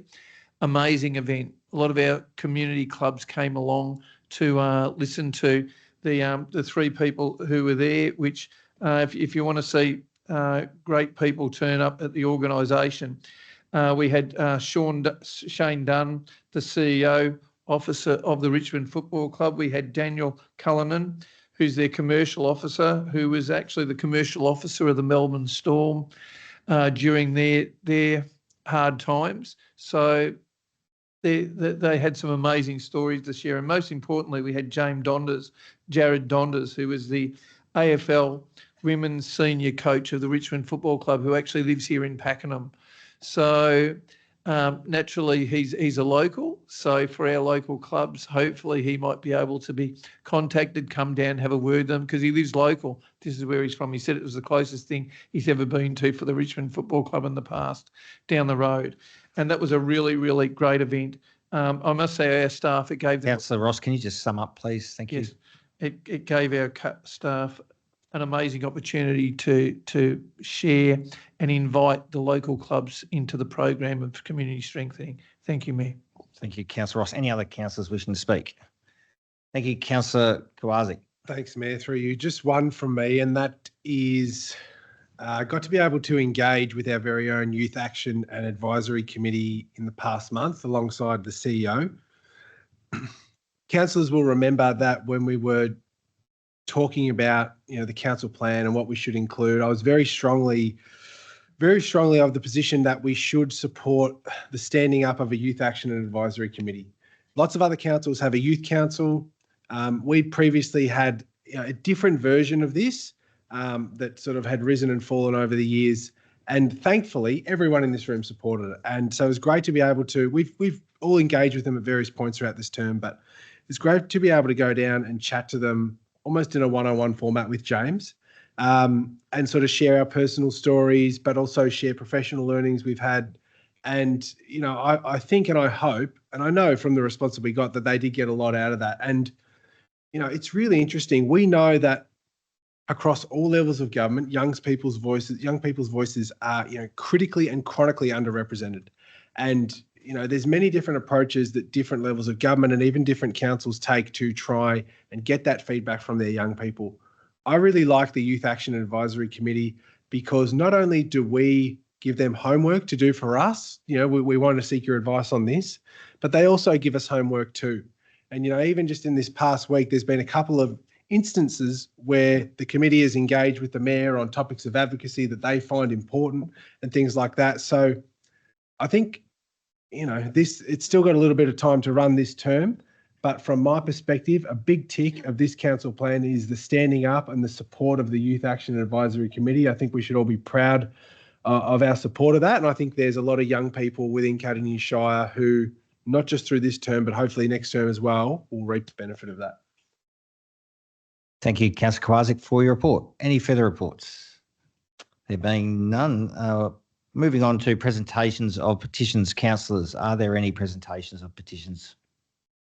There being none, we note 0 for that. Notices of motion. I understand we have a Councillor Pomeroy has a notice of motion for us. Thank you. I, Councillor Alana Pomeroy, hereby give notice of my intention to move the following motion at the council meeting to be held tonight, Monday, 17th of August. If adopted, this motion is to be put forward to the Municipal Association of Victoria for the October State Council meeting. Do I read motion or? Yes, please. Yep. That the municipal, notion 1135, that the Municipal Association of Victoria, MAV, advocate to the Victorian Government, working in partnership with local government to develop a strong, transparent and integrated statewide strategic framework for the location and development of battery energy storage systems, otherwise known as BESS. The framework should balance the need for essential energy infrastructure with critical planning priorities, including protection of green wedges, high-value agricultural land and significant landscapes, consideration of cumulative impacts, community safety and local amenity, appropriate separation from townships and rural living areas and demonstrable benefits for host communities. 2, identify suitable locations, including directing proposals to renewable energy zones and industrial precincts. 3, provide communities, proponents and councils with clear, transparent and consistent planning guidance, greater certainty in decision making and a consistent basis for assessing proposals across Victoria. Thank you, Mayor. Thank you, Councillor Pomeroy. Councillors, can I have a seconder? Thank you, Councillor Payton. We note that you're seconding Councillor Pomeroy's motion. Back to the mover. Thank you, Councillor Pomeroy. Thanks. This motion addresses a gap that is becoming increasingly apparent across Victoria. It's all good and well to have a fast-track decision-making process by the Minister, but let's at least first understand, as a state, where we ideally want battery infrastructure. Is it industrial, farming, green wedge, renewable energy zones, or potentially even residential? The challenge is not whether we need batteries. The challenge is where they should go. At the moment, communities, councils and proponents are often finding themselves navigating this question on a case-by-case basis without the benefit of a clear statewide framework. That uncertainty creates frustration for everyone involved. Victoria has already recognised the value of strategic planning through the development of renewable energy zones, finalised just last year. The principle behind these zones is straightforward. Identify the areas best suited to host energy infrastructure and provide greater certainty to industry, government and communities. In my view, that same strategic thinking should extend to battery energy storage systems. If batteries are essential infrastructure, then we should be planning for them strategically, rather than relying on individual planning applications to determine where they belong, likely with no oversight on the cumulative effects should more than one proposal be permitted. A statewide framework would provide confidence that infrastructure is being located where the benefits can be maximised and the impacts appropriately managed. In some respects, the current uncertainty may be a consequence of state policy itself. The state has developed renewable energy zones to guide investment, but it has not, and I think this could be deliberate, established a comparable planning framework that clearly directs battery energy storage systems to preferred locations. Instead, they continue to be assessed on a case-by-case basis. And this approach may provide flexibility for the Minister, but it also leaves councils, communities and proponents without the certainty that our strategic planning is intended to provide. If every proposal continues to be determined individually, then the debate about what is appropriate will continually be repeated every time a new application is lodged. This is precisely why there is value in asking the MAV to advocate for a stronger statewide framework. It is not about preventing development. It is about giving everyone a clearer understanding of where that development should occur. I look forward to hearing from my fellow councillors. Thank you, Councillor Pomeroy. We'll move to your seconder, Councillor Payton. Thank you, Councillor. Thank you, Mayor, and thank you, Councillor Pomeroy, for your motion. I'm pleased to second the motion, and whilst my speech will echo yours, I think it's worthwhile reinforcing most of those main points. There's an old adage that if you fail to plan, you'll plan to fail. It seems to be highlighted in the state's planning or lack thereof for battery energy storage system planning approvals. We'll see when we get to agenda item 10.5 on tonight's agenda. The Bunyip North BESS proposal has demonstrated why Victoria needs a strategic framework for battery storage facilities that identifies appropriate locations, assesses cumulative impacts, and provides certainty for communities, councils, and proponents. What the proposal has shown me is the importance of doing the strategic planning first. When government identifies suitable locations, considers the cumulative impact, protects important agriculture and environmental values, and establishes clear assessment requirements up front, communities, councils, and proponents all have greater certainty and confidence in the outcome. I'm supportive of innovation and technology-neutral approaches to energy generation. Renewable energy will undoubtedly play an important role in Australia's energy future, and where renewable energy projects can succeed on their merits and with the support of communities, they should be encouraged. We're here today discussing the rollout of the battery energy storage systems again, like we did in April in this chamber, because the Development Facilitation Program and the state government is accepting and processing applications before a solid strategic statewide framework has been formed. So this is Cardinia's second time around asking for a better planning framework, and it's a useful exercise to multiply the hours of community time and council resources that this issue is taking, especially when you multiply that effort across similarly affected councils. In a civilised society, property rights come with obligations to neighbours. A landowner may wish to host a development on their land, but neighbouring landowners also have a legitimate interest in understanding how major industrial scale infrastructure might affect the area around them. Good strategic planning provides certainty for everyone. It gives landowners confidence, it gives communities confidence, and it gives industries confidence. My key concern is ensuring that planning frameworks respect property rights, provide transparency, protect productive agriculture, and give the communities confidence in decision making. The first point of this motion speaks to protecting green wedge agricultural land and considering cumulative impacts. The agricultural report for the Bunyip North proposal concludes that the loss of farmland. Excuse me, Mayor, may I ask for an extra minute of speaking time? Thank you. That's fine. Thank you. Now I've lost my place.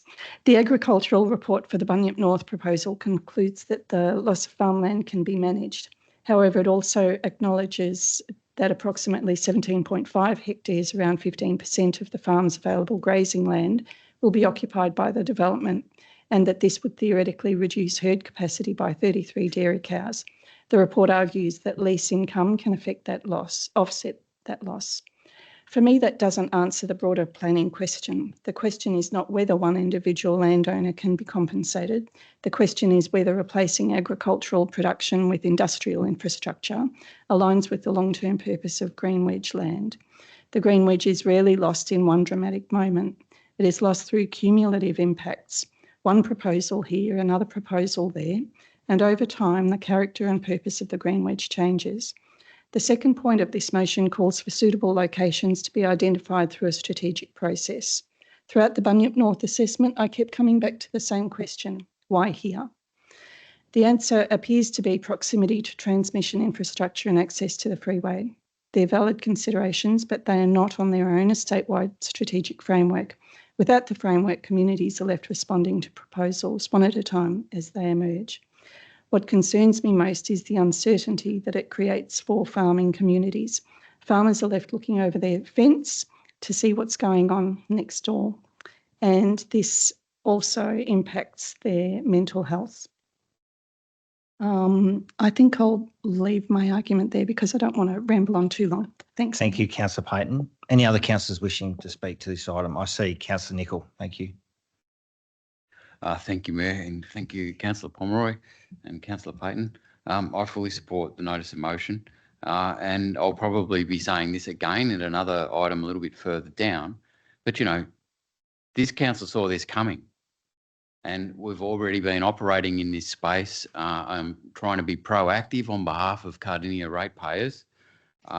In that I put notice of motion 1130 to council and was fully supported by my colleagues in April, in the May, in the April council meeting, and a letter was sent to the Minister of Planning asking if we could talk about this exact issue and how it was going to play out in Cardinia. So we've anticipated this moment. It's here now. And let me say to everyone in Cardinia who's got ears, the Minister hasn't answered us. The Minister hasn't answered our letter. It went in May. We do actually have a briefing scheduled with the CEO of VicGrid, and we'll see what that brings. But this notice of motion now goes next step. So now we're going to actually talk with all of the other local government areas in Victoria, and if the Municipal Association of Victoria picks up this notice of motion and the intent, it will be statewide. So Cardinia Shire Council is building momentum on this matter, and let me say that a number of us here in the chamber fully support going further. Thank you, Councillor Nicol. Any other councillors wishing to speak to this item? Just, yes, thank you, Councillor Nicol, for raising that. Following the resolution at the April council meeting, I did write a letter to the Minister on the 1st of May.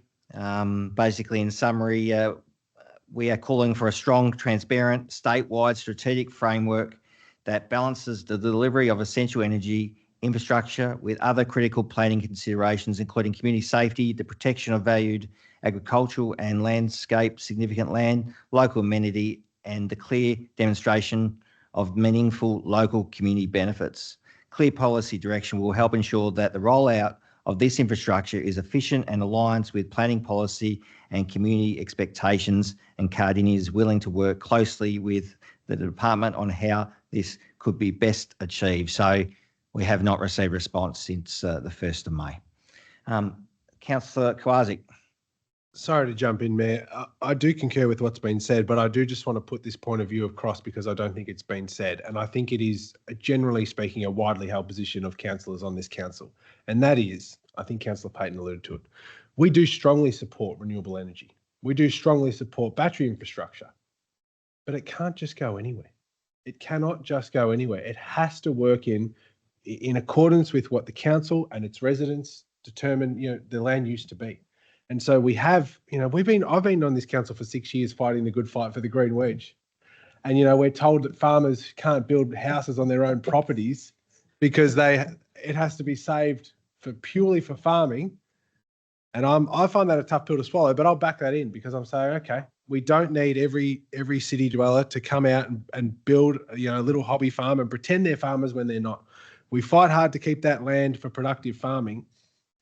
And yet, we find oftentimes that if a quarry needs to be expanded or if a battery, needs to go in, well, then it's different rules. So I don't want the message to be that we are rejecting renewable energy because we are not. We are strongly for renewable energy. And I do think, and I hope that we are able to welcome the appropriate amount of battery energy storage systems projects within Cardinia Shire, as long as they're in the right spot. Thank you, Councillor Kowaczyk. I will go. Okay, thank you, Councillor Ross. Thank you, Mayor. And it's been highlighted how we fight for the green wedge in the farming area. When I first got on council, for the undergrounding of the power lines, instead of going above fertile farming area, this council spent over $400,000 on reports and working with state government and agencies to build up business cases to have the undergrounding of the power lines. They were going to go above, which would have put easements through all the farms, and you can only do certain things under the power lines. It took a couple of years, but we were successful. We had them undergrounded all the way, and then they got to put other things in the pit, so those farms could still be used for these farming areas. So this isn't unusual for Cardinia Shire to have these challenges from time to time, and it's our job to try and protect and do the best we can to make sure that the farmers don't have easements or put things on them which might, stop them from being able to do what was intended in the Green Wedge. Thank you, Mayor. Thank you, Councillor Ross. No further speakers? Not this time. Thank you, Councillor Pomeroy, to sum up this motion. Thank you. Thanks all. Some great points there, and I know we'll get to some even more later tonight. We need renewable energy. We need energy storage. But we also need agricultural land, landscape protection, community amenity, and confidence in our planning system. So let's stand for greater certainty. And it's great to hear that I think this will be well supported tonight.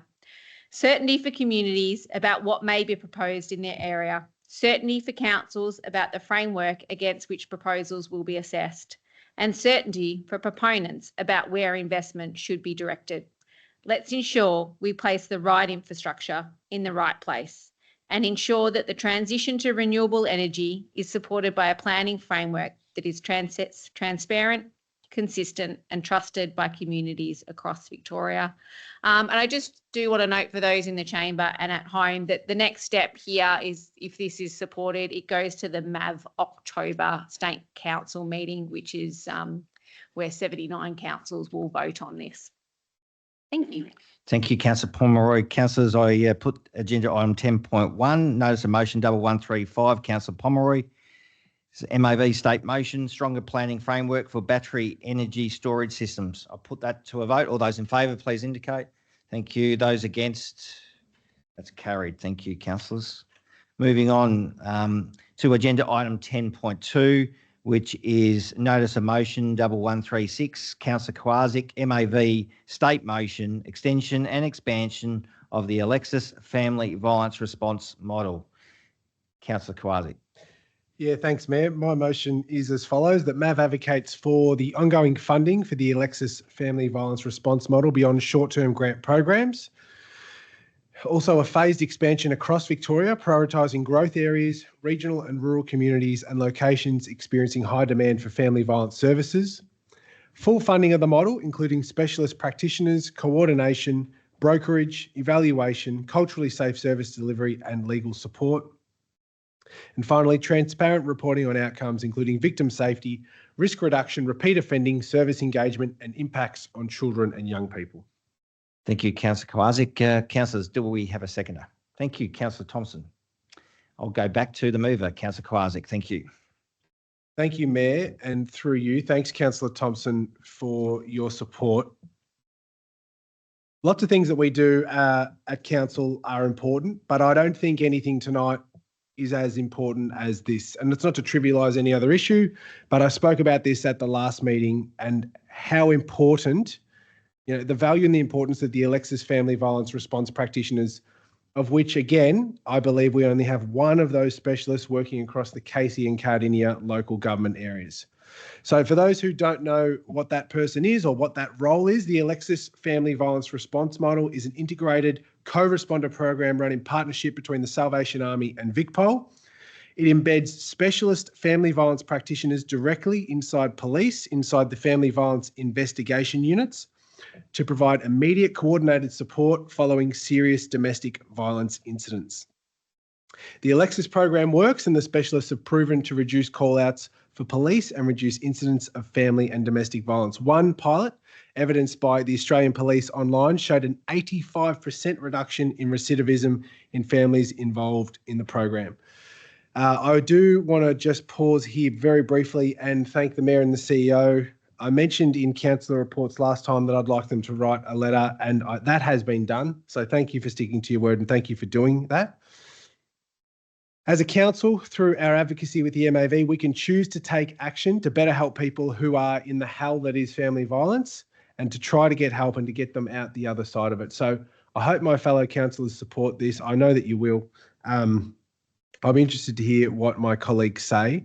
And I expect that when we go to the MAV, this will get supported too, because, I was listening to the ABC today, hearing about how we don't have enough police and we need 200 more police officers, and we're going to get police out of retirement to come and do the office role so that we can get frontline police out onto the front. And I thought to myself, well, again, what's the most common crime in Cardinia Shire? What's the most common crime in Casey? And then their family violence call-outs. And if there's a way that we can reduce the amount of times that police officers have to go out and respond to family violence, not only does it free up our officers' time, it can fundamentally change the lives of those people affected by the hell that is family violence, as I said. And so I think this is an action that I strongly hope the state government takes, is to seriously consider better resourcing, more permanent resourcing, and expanding the Alexis practitioners.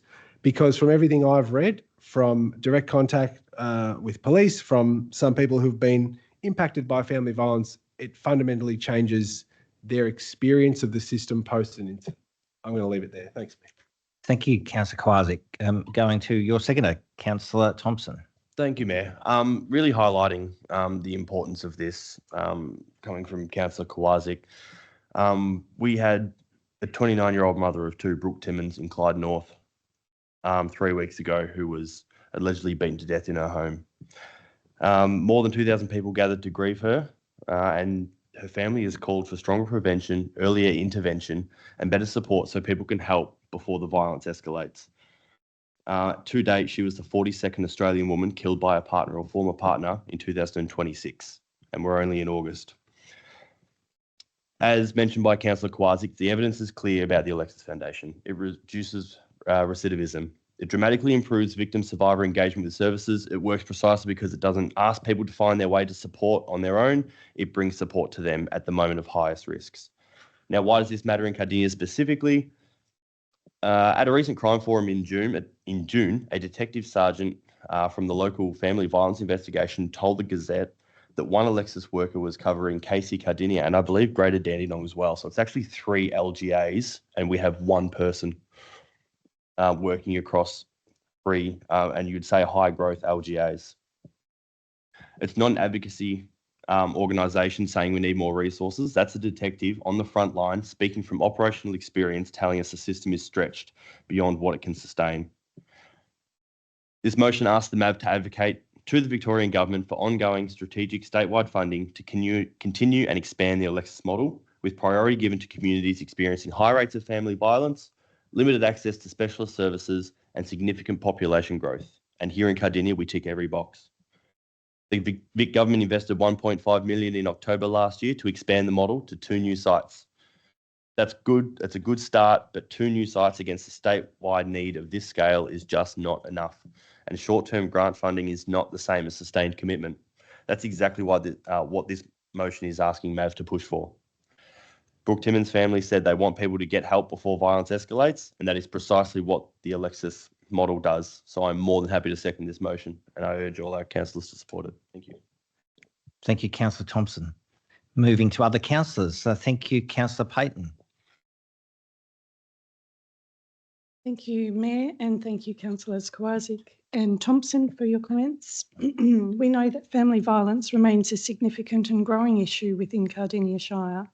The Alexis Family Violence Response Model is currently reliant on periodic grant funding, as Councillor Kowalczyk said, which is not an effective nor efficient means of addressing a long-term systemic social issue that impacts not only the individuals affected, but ripples across families, friends and communities. In principle, I'm happy to support your motion, Councillor Kowalczyk. I would welcome further evidence regarding the effectiveness of the Alexis model compared with other approaches, its scalability across Victoria, and the potential cost implications of broader implementation. I believe referring this matter to the MAV is a relatively low-risk opportunity to further explore a potentially high-impact response to family violence. Given the seriousness of family violence and the importance of early intervention and coordinated support services, I'm comfortable supporting advocacy that seeks greater consideration of the model and its future funding arrangements. So thank you for the motion. Happy to support it. Thank you, Councillor Payton. Any other councillors? Thank you, Councillor Potter. Thank you, Councillor Kowazic and Councillor Thompson, Mayor, and Councillor Payton. Thank you. I wholeheartedly support this motion. It is a no-brainer for me. This is so important. This violence is a scourge. It's the most common crime in Cardinia. Family violence call-outs. People need help. People need to learn about emotional intelligence. People need healing. And the Alexis model is supported by evidence-based research. Family violence remains one of the most serious issues facing our communities. It affects women, children, men, families, and entire communities, often with impacts that last for generations. This complements work already occurring here in Cardinia through the initiative Together We Can. But just a quick Google, I'm going to read this out. It's from the ABC. It's reputable. At least 27 women have reportedly been killed in Australia in circumstances involving family and domestic violence so far in 2026. We're not even through the year. This is serious. If any other emergency had killed 27 people, we would be ropeable. It would just not be happening. It would be a national emergency. It is a national emergency, and I applaud that this council is doing a little bit. Thank you. Thank you, Councillor Potter. Councillor Pomeroy.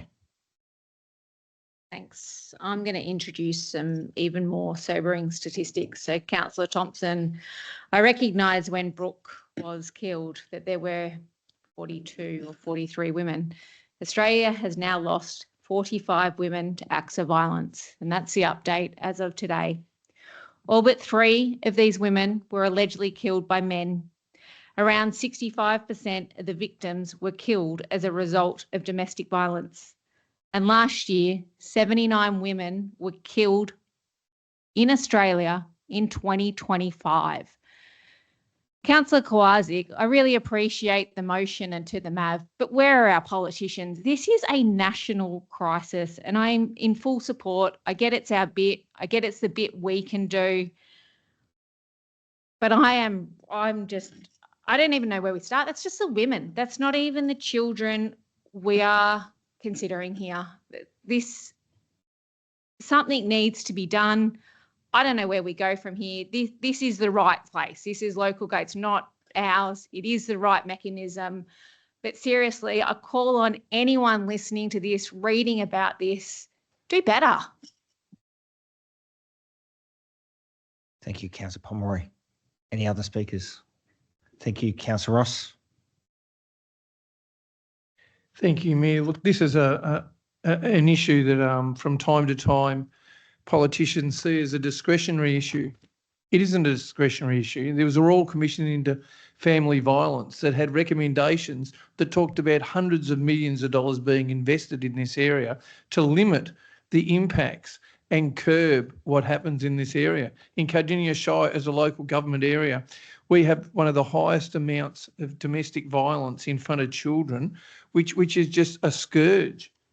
I cannot believe that we have to go cap in hand begging to agencies like the state government, who will spend billions of dollars on infrastructure, which doesn't necessarily affect people's lives as much as what this does.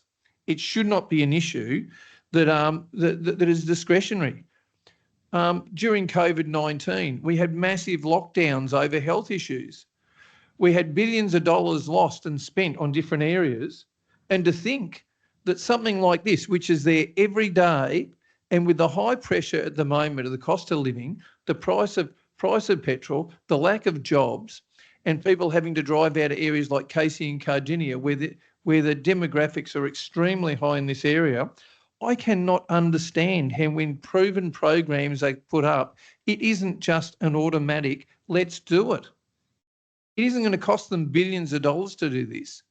They need to have a good look at themselves and get in a line and try and do something about it. All they have to do is go straight to the Royal Commission into family violence, and have a look at the recommendations. I'm absolutely certain this would be covered in one of those recommendations. When it first came out, everyone was putting their hand up to give money, to do things, everything, because it was all great. You know, you'll be very popular if you do this. It doesn't go away. The hurt doesn't go away. And as Councillor Thompson pointed out, it happens in our neighbourhood.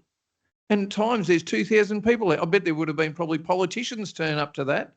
I wonder if they went back and advocated that we should have more money spent in these areas. Anyway, thank you, Councillor Kowaczyk, for raising this. I'm sure if you brought this up at the time a few years ago when the Royal Commission came out, everyone would have been jumping on board. But we're not going to let it die. We'll keep putting it forward until something is done in this area. Thank you. Thank you, councillors. Any other speakers? I want to thank all councillors for your contribution to the debate on this very important issue. And I do thank you, Councillor Kowaczyk, for your advocacy in this space. I'll be supporting the motion. Thank you. Back to you, Councillor Kowaczyk. Thanks, Mayor, through you. Thanks to all my colleagues for your strong support, because I do feel it. I hear it in your voice, and I know our community can hear it too. And I think that's more important than anything else.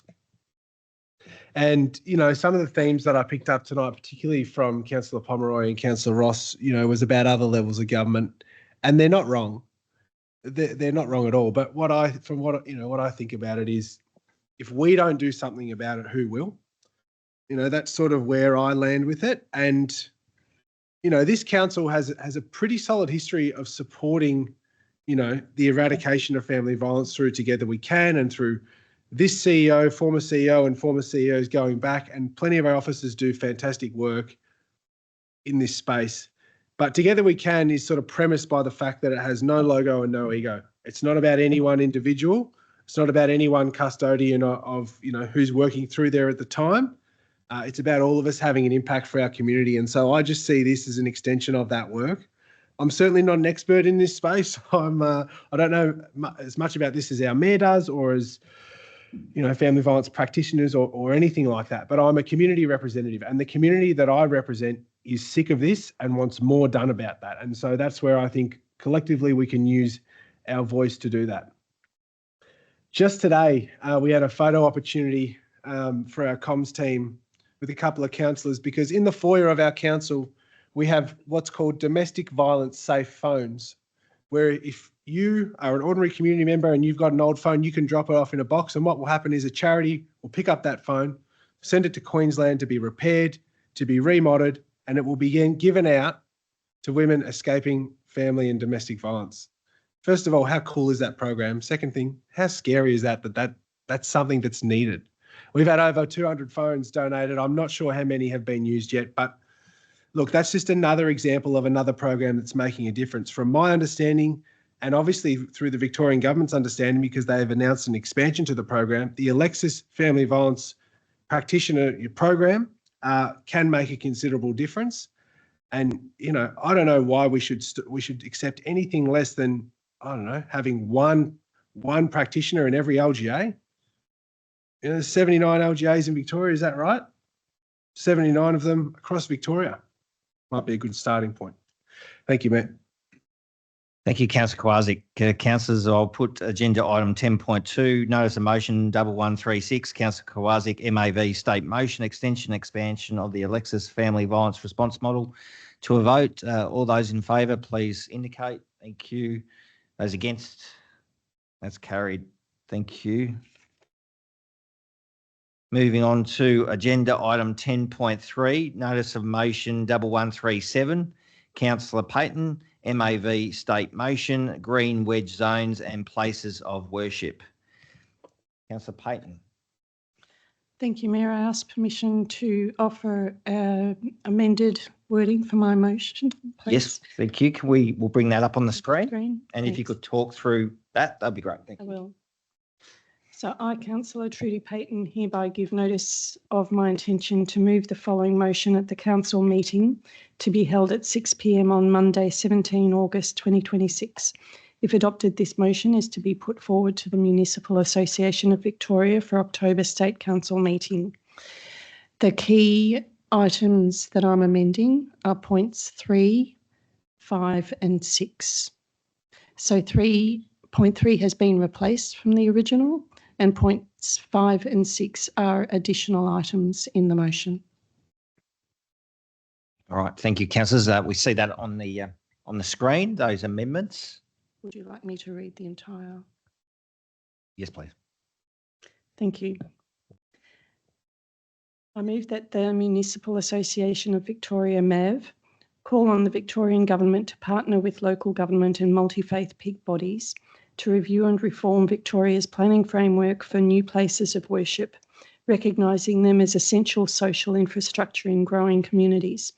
This work should, 1, identify the barriers, constraints and opportunities presented by existing planning provisions, informed by the experience of councils and faith communities. 2, ensure that land for places of worship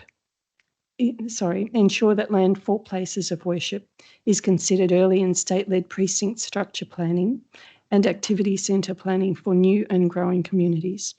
Number 3, and this is a replacement, support the Victorian Government's implementation of Recommendation 9 of the 2024-25 Parliamentary Inquiry into securing the Victorian food supply and implement stronger planning protections for productive agricultural land, green wedge land and state significant industrial land, while ensuring suitable locations for places of worship are identified through strategic planning processes. Point 4, develop clear, practical, proportionate and consistent statewide planning policy and guidance that supports timely, transparent and equitable decision-making for places of worship. Point 5, encourage opportunities for co-location and shared use of facilities between places of worship and other community infrastructure where appropriate. Number 6, recognise the contribution of places of worship to community wellbeing, volunteering, social connection, charitable services and community resilience when considering their role within future infrastructure and land use planning. Thank you, Councillor Payton. We note those amendments that's on the screen to your notice of motion. Councillors, can I have a seconder for that? Thank you, Councillor Potter. I will go to Councillor Payton to speak to her motion. Thank you. I'm pleased to move this motion because it addresses a social, cultural... I second the motion. Thank you, Councillor Potter. We note that. Sorry. Thank you. Sorry. Back to you, Councillor Payton. Thank you, Councillor Potter. I'm pleased to move this motion because it addresses a social, cultural and planning challenge that is becoming increasingly apparent across Victoria's growth areas and increasingly diverse communities. At its core, this motion is about planning for a more diverse landscape of faith communities. On one hand, places of worship play an important role in community life. They are places where people gather, connect, celebrate, support one another, and in many cases provide services that extend well beyond matters of faith. They often deliver food relief, youth programs, counselling, cultural activities and support for vulnerable members of the community. On the other hand, green wedge land, productive agricultural land and strategically significant industrial land are also critical to Victoria's future. These areas support food production, employment, economic development and long-term sustainability. They serve important purposes and need to be protected from inappropriate development pressures. This motion recognises both realities. The challenge we face is that the nature of faith communities has changed significantly over time. Victoria is one of the most culturally diverse states in Australia, and many faith communities now serve large and geographically dispersed congregations. Their needs are different from those of previous generations, and suitable land is becoming increasingly scarce and increasingly expensive. At the same time, population growth, housing demand, transport infrastructure and employment land are all competing for finite land resources. As a result, we are seeing increasing pressure placed on agricultural land, green wedge land and industrial land from a wide range of competing uses. This problem is a consequence of broader land use pressures and a planning system that has not adequately planned for future demand. That is why this motion focuses on a strategic solution. Firstly, it calls on the Victorian Government to review the barriers, constraints and opportunities within the current planning framework. Councils and faith communities are often navigating a system that can be complex, inconsistent and difficult to understand. Identifying where that system is working and where it is not is an important first step. Secondly, the motion seeks to ensure that places of worship are considered early in state-led precinct structure planning and activity centre planning. We routinely plan for schools, sporting facilities, community centres, libraries and open space. It is reasonable that we also consider the future needs of faith communities as part of that planning process. When suitable sites are identified early, it creates greater certainty for communities, councils, residents and planners, and helps avoid unnecessary planning conflicts later in the process. Thirdly, the motion supports the implementation of Recommendation 9 of the Parliamentary Inquiry into securing the Victorian food supply and the strengthening of planning protections for productive agricultural land, green wedge and other strategically important food producing areas. The Parliamentary Inquiry found that productive agricultural land is a finite resource and that once it is fragmented or permanently converted to other uses, it is extremely difficult to recover. It recognised that population growth, urban expansion and competing land uses are placing increasing pressure on food producing land, particularly in peri-urban areas around Melbourne. As our population grows, the demand for housing, infrastructure, employment and community facilities will continue to increase, but so too will the demand for food.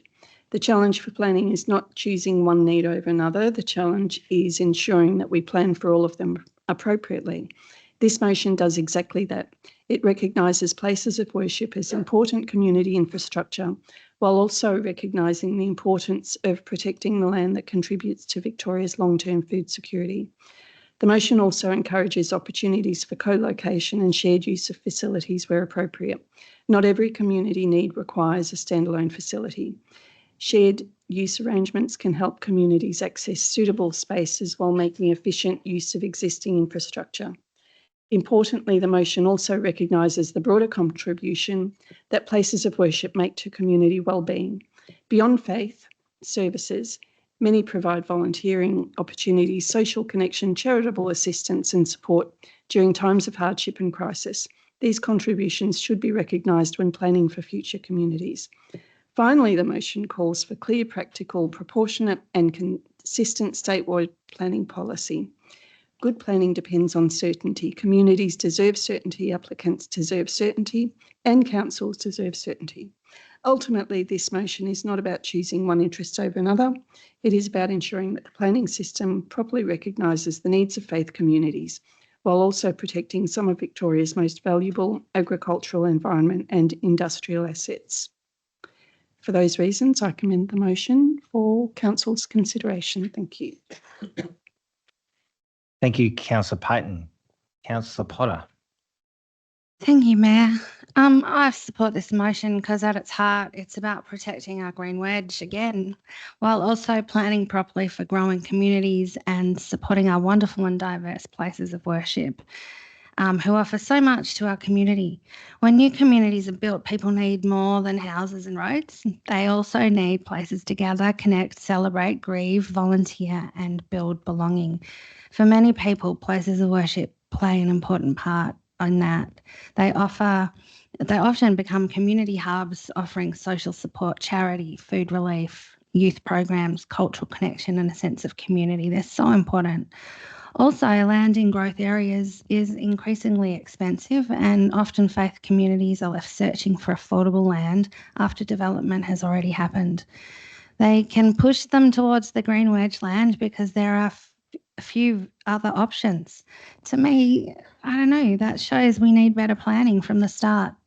At the same time, our green wedge obviously is incredibly valuable and we must protect it. Cardinia is part of Victoria's food bowl. Our agricultural land supports local jobs, businesses, food production, and that matters well beyond just our Shire, but our Shire, of course. Both are so important, so more foresight is needed. I see it as a planning issue that needs foresight, fairness and common sense. Maybe it's another green wedge clarification problem again. Please, state government, we request that you do the work needed for clarification and protect our green wedge. Once again, it's not that we don't want renewable energy or places of worship. It's just that we want and need guidance as to the best place for them to be. Our community deserves that. If places of worship are important social infrastructure, they should be planned for earlier in the precinct planning and activity centre planning, not just dealt with after communities are already built. So for me, this motion is about balance, supporting growing and diverse communities while protecting productive agricultural land and giving councils, farmers, faith communities, schools and residents greater certainty. Thank you. Thank you, Councillor Potter. Any other speakers? I see Councillor Pomeroy. Thanks, Mayor, and thanks, Councillor Payton and Councillor Potter. Before my time on council, I closely followed the Sikh temple proposal on Door Road. We've also since had applications on industrial land. This illustrates exactly why this conversation and advocacy to the MAV is needed. Following council's refusal of Door Road, the matter proceeded through a 4-day VCAT hearing and was ultimately approved, with the tribunal finding that it would deliver a net community benefit, including benefits to a large and growing community in Melbourne's southeast. What stands out about the case is not whether people agreed with the final outcome. What stands out is how difficult the process was for everyone involved. Council was trying to balance legitimate planning considerations, including green wedge protections, neighbouring amenity, traffic impacts, and rural character. Local residents had genuine concerns. The faith community spent years pursuing a place to serve its members. Eventually, the matter was determined by VCAT after significant expense, time, and community division. That does prompt us to ask a simple question. Could we plan better? Absolutely we can. Because we know if our communities are becoming larger, more diverse, then we need to help them identify land for places of worship. After all, there's not the prime spots on the top of the hills left anymore. Thank you, Councillor Payton, for bringing this forward, and I will be supporting. Thank you, Councillor Pomeroy. I'll go to Deputy Mayor Councillor Roberts. Thank you. Thank you, Mayor. I strongly support your notice of motion, Councillor Payton. Particularly, I think it's a value that you have changed point 3 and drawing in the parliamentary inquiry into securing the Victorian food supply. I was in a regional meeting of MAV delegates only a couple of weeks ago, mentioned that this council was considering and you were talking about this, and they in fact mentioned that their work, they've had some connection to that work. So that gives, if this motion's passed, already a connection. When I read these MAB state motions, I always look and see about whether I feel there's going to be enough support when there are so many councils of the 79 have such different perspectives, and I feel that there's enough in this notice of motion that it has the potential to have support. When the notices of motions do go to State Council, they may be merged with others. So even though we put this, Councillor Payton has done her best to consult with us in putting this together too. There is a chance that it will change slightly. So I'd just like people to keep that in mind. When I first moved to Cardinia, I was a social planner for the council, and I remember driving around on the fringe in an estate that was brand new at the time, and a strategic planner turning to me and saying, there's a great spot there, a church would be great there, Liz. Do you know which community doesn't have a church right now? And I said, well, we don't know until people get here. We don't know what faith group might need a space.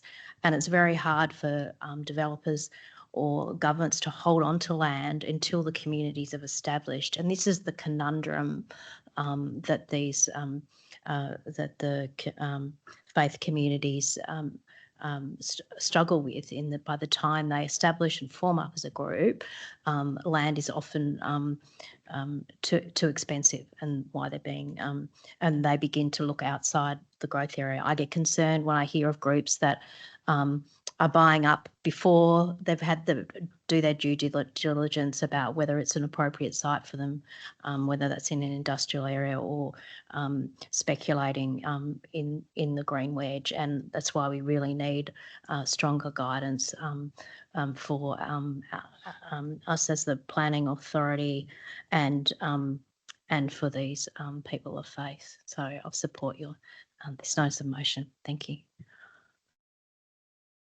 Thank you, Councillor Roberts. Any further speakers? Thank you, Councillor Nicol. Thank you, Mayor. I'll support the amended motion. I did and still do strongly support the original item 3 because it's, again, places of worship. As we've discussed earlier with the batteries, the green wedge is under siege. The legitimate and intended planned use of the green wedge is under siege with competing land use interests that can often far outpay, literally outcompete farming families and even farming businesses for access to and use of that land. So whether it be industrial scale batteries, whether it be places of worship, whether it be schools, often religious schools as well, they're all competing for use of the land when that land is intended to be used for production of food, for farming and for natural environment. And that primary use will lose. We see it everywhere. We've seen it through Narre Warren North.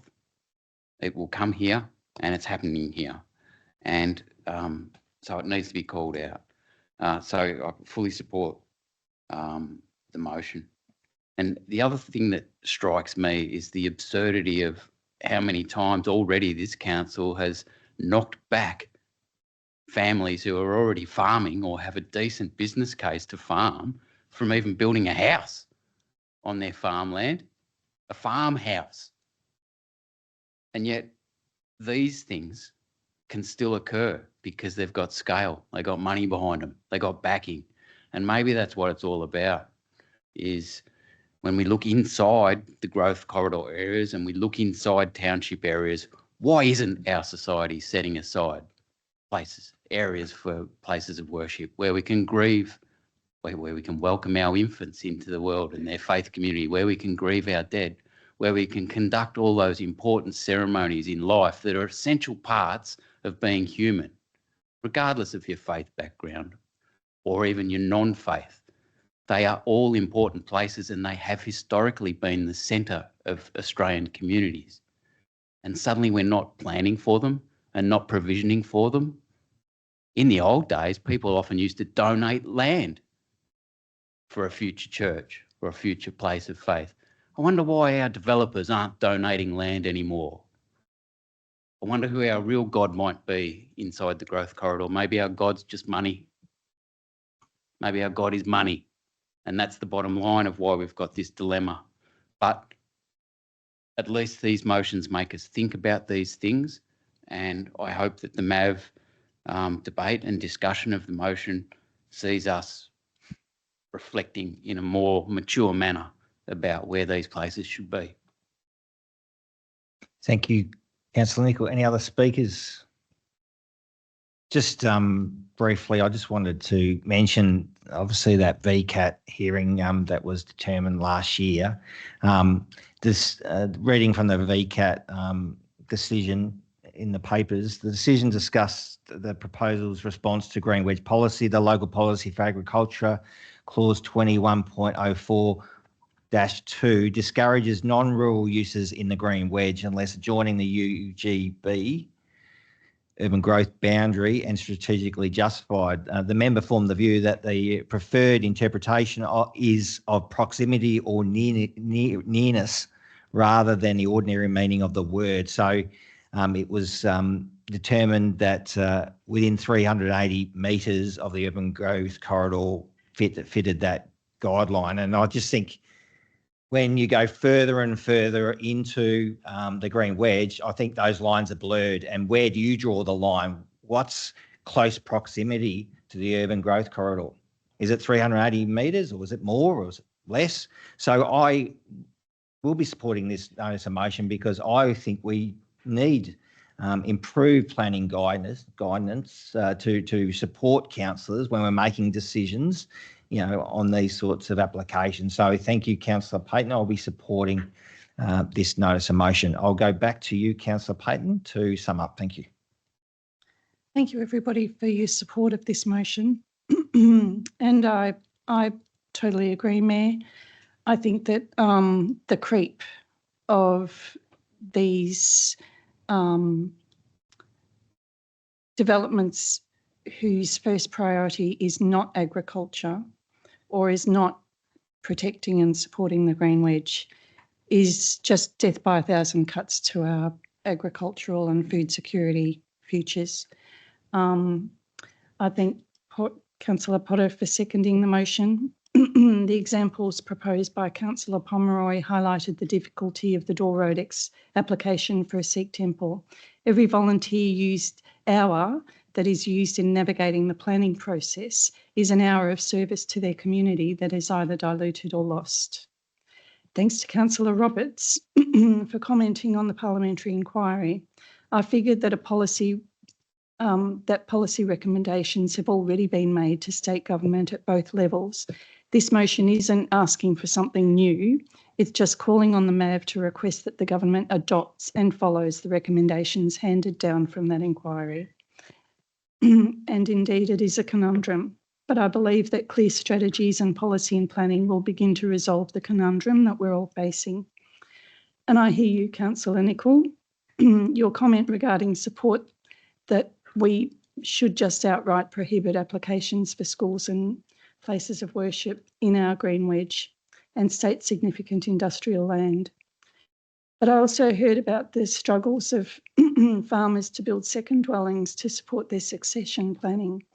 And that's why I have reinforced that the government follows the findings of the inquiry to first and foremost acknowledge that our food futures and ability to, produce food on our agricultural land is under threat, and that it needs to prioritise that activity in our green wedge.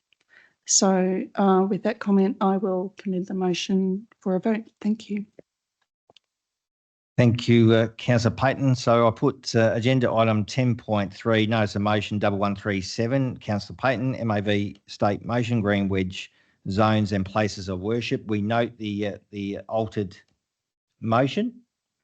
So councillors, that's what we're voting on now. Councillors, all those in favour, please indicate. Thank you. Those against? That's carried. Thank you, councillors. Moving on to agenda item 10.4, notice of motion 1138, Councillor Nicol, soil health and soil contamination remediation. Thank you, Councillor Nicol. Thank you, Mayor. I would also seek leave to slightly amend the motion as recorded. Yes, please. We'll bring that up. And if you could just speak to that, please. No. Thank you, Mayor. My notice of motion is that council requests officers to provide a report within 3 council meetings regarding financial and/or in-kind support for a soil health and soil contamination remediation field day in Gembrook to be held before 30th of June 2027. The demonstration is to be organised by a working group of Council's Food and Agribusiness Advisory Committee and Gembrook Community Group members. Thank you, Councillor Nicol. We note the amended version, and that's on the screen. Councillors, can I have a seconder, please? Thank you, Councillor Payton. We'll go back to the mover, Councillor Nicol. Thank you. Thank you, Mayor.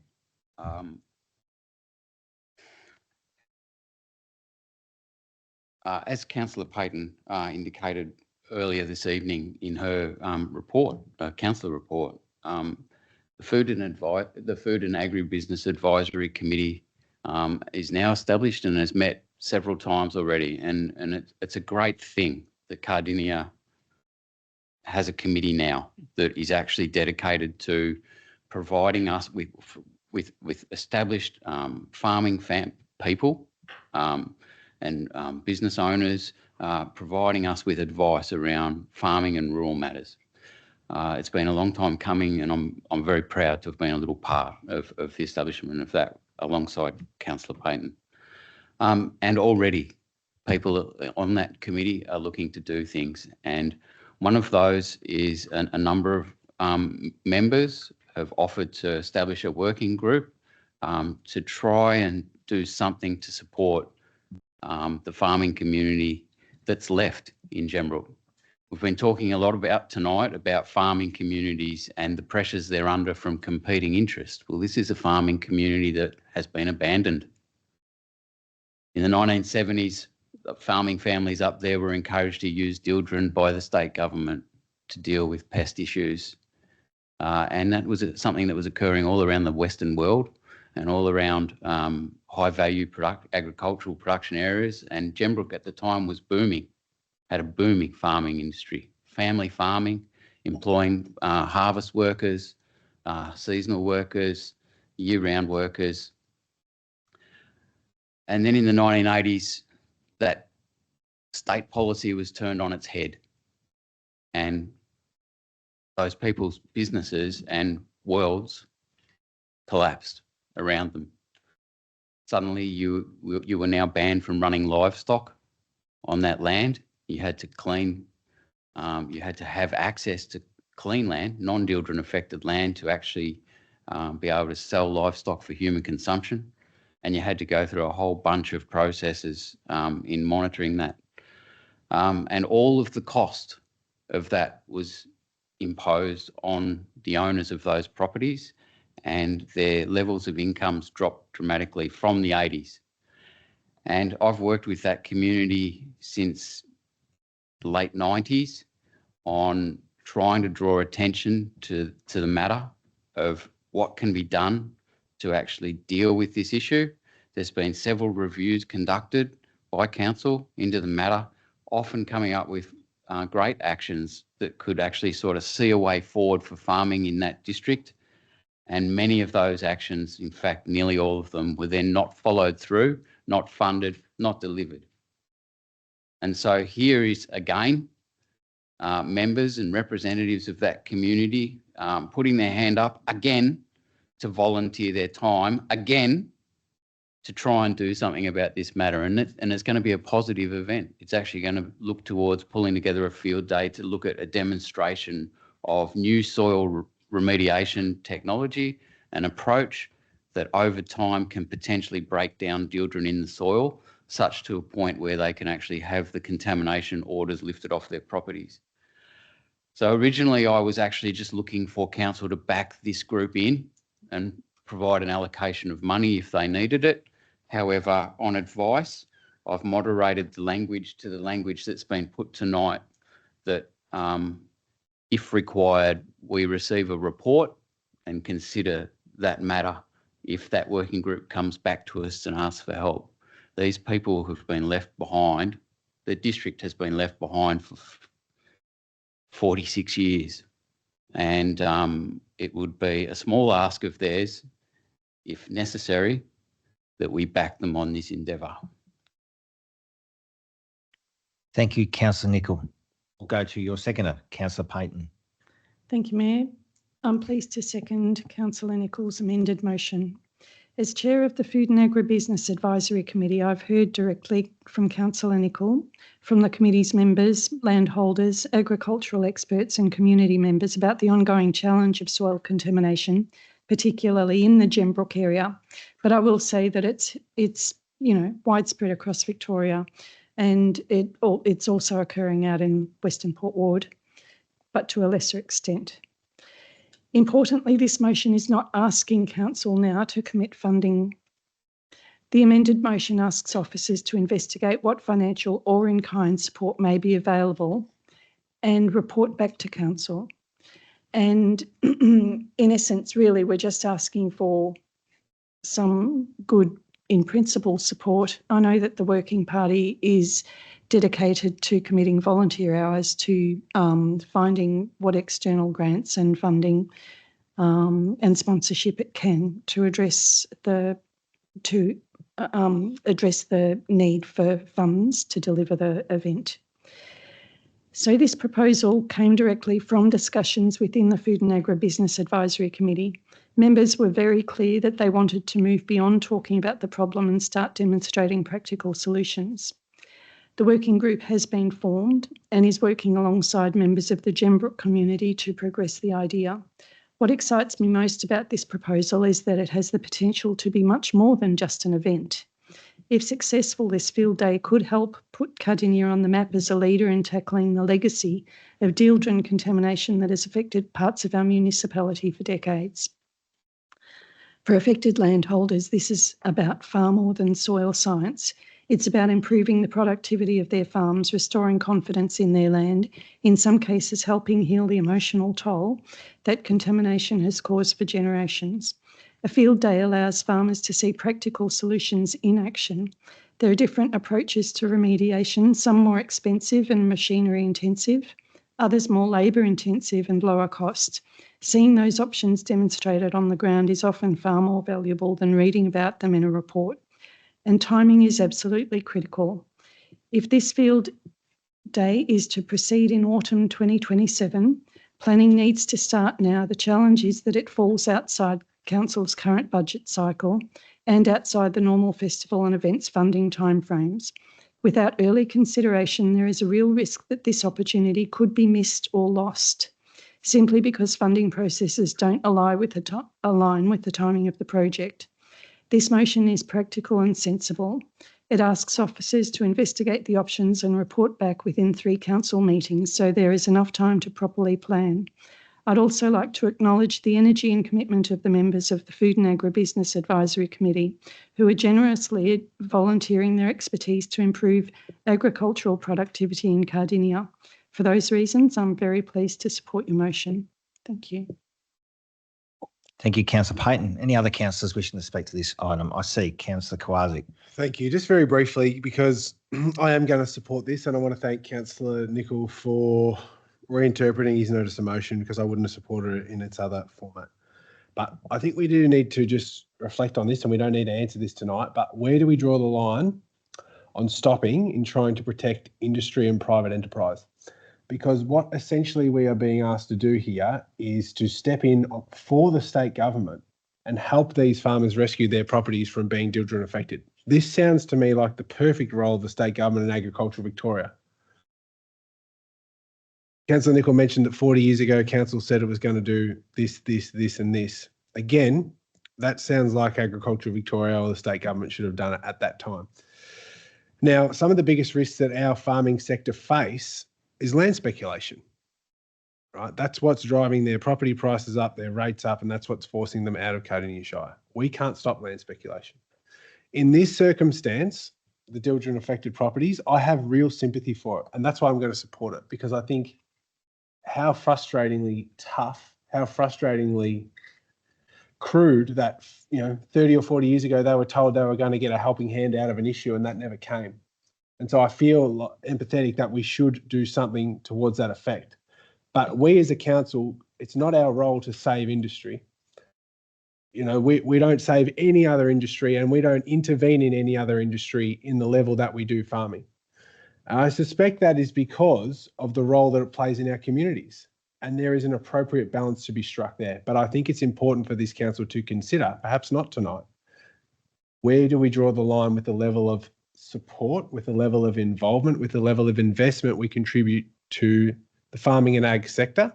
Where is an appropriate drawing of that line? Because I don't think it's something we've contemplated before. And I think as the Food and Agribusiness committee starts to get more and more established, I would hope that they would be doing the right thing in pushing us to do more, because that's what advisory groups do. And we need to be honest with them and be honest with our community that we're saying we are in this with you, we're in lockstep with you, but here's where we have to stop. And I think it's for a mature council, I think it's time that we do that in the very near future, because otherwise what we have is a hodgepodge approach where individual councillors put up projects and say, I really think that we should do this. This is really important. And we don't have a unified approach to it. And I think we're misleading some of our agricultural community if we don't do that. So I'll leave it there. In isolation, Councillor Nicol, I support this. I have empathy for the position that you've put forward. But I think moving forward, we need to be considerate of the fact that we don't support any other industry in the way that we do support the farming industry. And how do we strike that balance? I'll leave it there. Thank you, Councillor Kowaczyk. Any other councillors wishing to speak to this item? I see Councillor Roberts. Through you, Mayor, I will be supporting this notice of motion. I did pick up the Gembrook Rural Review when it was 2 years old, when I did a review of all the documents when I first arrived in the Shire. So it was good that Councillor Nicol is drawing us back to previous work that hasn't been completed. Why it hasn't, there's obviously a myriad of reasons, but I sort of see this really as a bit of a scoping opportunity, and that it may be a case that we, in a way, see this, and then others, it draws attention, and then other levels of government step in and start playing their role. You know, if it's fallen down the list on their priorities, hopefully this will be the chance to bring it up and for them to see some good, and to get this land, get this land working again. Yeah, thank you. Thank you, Councillor Roberts. Any other councillors? Thank you, Councillor Ross. Thank you, Mayor, and I will be supporting this alternate to the notice of motion. It's really interesting. I know the Mayor is a big one on being extremely frustrated with notices of motion in the past that just get lost, that never get delivered, that never get actioned, and they just fall into the abyss. And if you think back to when this was done, when the Gembrook Rural Review was done, ever since then we've had 5 to 6 families a day on average moving into Cardinia Shire. So the percentage of farmers way back then would have been far more than what was, you know, like in the growth corridor. So it was a really big issue of the day. Unfortunately, it's been left behind. It mightn't have been the flavour of the day, and I do agree with Councillor Kowaczyk that they've been let down by many people who should have taken care of it. I believe this report will arm our officers and us as a council to justify why something needs to be done for these people. We fight really hard for the green wedge. We fight to stop many uses on that green wedge, but at the same time, there's land that you really can't do much with except have it for farming land up in Gembrook on those hills and the undulation that's up there. And to think that they can't use it because they were guided by a state government at the time who told them basically to poison the land, to kill the bugs in the land, and then they can't use the land. And then they get no compensation. And then it gets forgotten. It's really quite terrible. And while these people have got a passion, and we've got councillors on this council who want to see something done in this area, I believe it's our duty to try and, while there's the passion there for it and the need for it, that we write up a report to see what we can do, so to hand to other people that we advocate to say, you should be doing something about this. I just think it's a past thing that was given to a council a long time ago that was one of those notices of motion or actions that just got lost. And we're coming back and we're trying to correct some of the stuff that wasn't done in the past now while we've got the passion for it. Anyway, I look forward to seeing where this goes. We get the report back and what we can do, but we haven't forgotten those people and we haven't got doing something in that area. Thank you, Mayor. Thank you, Councillor Ross. Any other speakers? I will go back to Councillor Nicol to sum up. Thank you. Thank you, Mayor, and thank you for councillors' support and the discussion in this matter. I just, as I wrap up, I just want to take a moment to just correct Councillor Kowalczyk's scene setting around attempting to put limits on council's level of support for the farming sector, and his quote that we don't support other industries in the similar sort of way. Of course we do. Of course we do. We've got a whole planning team dedicated to supporting the development industry, the population growth industry. We've got a whole planning team dedicated to it. We're spending millions of dollars on tarting up Main Street for the small business sector. We spend millions of dollars on industry, other industries in Cardinia. And in fact, 80% of Cardinia is rural. Rural councils around Australia and peri-urban councils around Australia that have got a vibrant and active farming sector have whole agribusiness teams, not an agribusiness officer that's appointed as a casual short-term appointment for a couple of years here and then let go, and then appointed again for something else for a couple of years and then let go. Not a single agribusiness officer. Other councils spend millions on advocacy, on planning, and on actual support for their farming sector. Traditionally, Cardinia has not at all. And we've got some of the richest soil in Southeast Australia. We've got water riches and access to water that means we could be a food powerhouse of Australia. We're in a much better position for climate change than farming communities north of the range. We could be anything, but we haven't been. And the general community is a case in point. That industry up there, farming sector up there, is a shadow of its former self through pure neglect. And the local government sector has had a role to play in that as much as Agriculture Victoria has. So isn't it interesting? Just a little minor one like this, and we're being cancelled to be careful not to dive too deep into the farming support for the farming sector. But Councillor Nicol, can you just sum up, please? Yep, thank you. I commend the motion to my colleagues. Thank you, Councillor Nicol.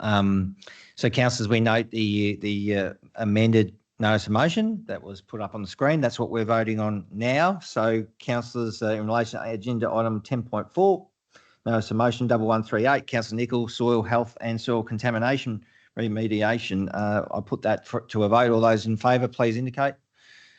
Thank you. Those against, that's carried. Thank you. Moving on to agenda item 10.5, notice of motion 1139, Councillor Pomeroy. Objection to Minister of Planning application for installation of BESS Bunyip North. Councillor Pomeroy. Thanks, Mayor. I, Councillor Alana Pomeroy, hereby give notice of my intention to move the following motion at the council meeting to be held at 6 p.m. on Monday, 17th of August, 2026. Thank you. Obviously, so it's as per the papers, that motion. Yep. All right, councillors, can I have a seconder, please? I see Councillor Payton. Thank you. Thanks. Do you want me to read the motion? I think it'd be nice. Yep. All right. You don't have to, but if you want to, you can. Happy to. It's all about noms tonight. Less officer reports, plenty of noms. That council lodges an objection to the Minister for Planning in reference to planning application PA 2604370 for use and development of land for a proposed utility installation, BESS, terminal station, vegetation removal, the display of business identification signage and creation of access to a road in the Transport Zone 2 at 30 Tonnumbuck Road, Bunyip North, generally on the following grounds. 1. The proposal does not align with the municipal planning strategy and planning policy framework in the Cardinia planning scheme, as the proposal results in a loss of agricultural land for production, fails to protect agricultural land from incompatible development and fragmentation that would lead to a reduction in agricultural viability, does not promote and encourage the key features and related values of green wedge areas, and does not consider the economic importance of land for agricultural production. 2. The proposal does not align with the purpose and decision guidelines of the Green Wedge Zone, as the proposal does not provide for agricultural use of land, recreational or tourism opportunities, and results in visual impacts to the landscape and rural character of the area. 3. The proposal does not satisfy the decision guidelines of the Environmental Significance Overlay, Schedule 1, in reference to the visual impact on the environment and landscape. 4. The proposal is inconsistent with Direction 1.4 in Plan Melbourne 2017 to 2050 to support the productive use of land and resources in Melbourne's green wedges and peri-urban areas. 5, the proposal is located outside the state government's designated renewable energy zones identified through the Victorian Transmission Plan and demonstrates the need for a strong, integrated and transparent statewide strategic planning framework for utility scale battery energy storage systems. Council considers that strategic planning should precede project approvals and that the state government should first identify appropriate, constrained and unsuitable locations for such developments to ensure they are context responsive, protect strategically significant agricultural land, avoid land use conflict and provide greater certainty for communities, council, industry and development. Thank you, Councillor Pomori. Moving that motion, can I have a second to councillors, please? Oh, sorry, thank you. That's done. Thank you, Councillor Payton. Thank you. Thank you. Tonight we are voting on lodging a submission that opposes an application for a new battery infrastructure project at 30 Tonnenbuck Road, Bunyip North. This application will be decided on by the Minister for Planning, Sonia Kilkenny. It will not come to council. Like council, each resident and community group has the opportunity to provide a submission to the Minister. And I know a number of our community have, some in support and some in opposition. And I acknowledge just a few of the reasons why. Advancement of renewable energy, bushfire risk, diversified farming income, Indigenous plant buffer zones, grants to the local community, noise and light pollution, and amenity. There are a large number of attachments that are on the public notice, and you will see in each of them how unacceptable risks are planned to be mitigated. I'm actually not going to talk on any of that tonight. What I do want to talk about is the strategic planning documents that guide so much of what we do here tonight, what we do here at council. And we've heard around the room a lot about this, the inconsistencies, the heartbreaking decisions for families, and all the rest of it that we consider each time an application comes before council. We look at the Cardinia planning scheme, the Green Wedge Management Plan, and Plan for Melbourne. And as a councillor, I often wrestle with these policies, but they are what we are guided by. The Green Wedge is designed to protect agricultural land, to protect environmental values, to protect landscape character, to protect the distinct identity of our townships, and to protect the break between urban and rural. And this planning application wants to consider, for the first time in Cardinia's Green Wedge, a new use, a battery energy storage system. Around the state, we are seeing this BESS infrastructure being approved and progressed in all types of zoning, special use zones, industrial, farming. And we know some of the reasons the Minister has opened up the fast track decision framework to speed up Victoria's advancement to net zero and to mitigate so many cases going to VCAT. Reportedly, at least 2 out of every 5 renewable energy planning applications through councils end up in VCAT. As we heard earlier tonight, we are seeking greater certainty. However, we also need to judge this application on its merits and let the community know why we do or don't support this application. This application will undoubtedly contribute to Victoria's energy transition, improve grid reliability and support the integration of renewable energy into the network. The proponent has invested significant time, resources in developing the proposal, and they have other projects in Australia, both in operation and planning. They have been upfront around what they will invest back into the community. 7.2 million over the life of the project will be distributed to neighbours and the community through a grants program.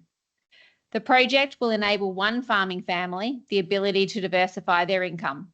A reduction in 33 cows is noted in the agricultural report, but the lease income will support the operations.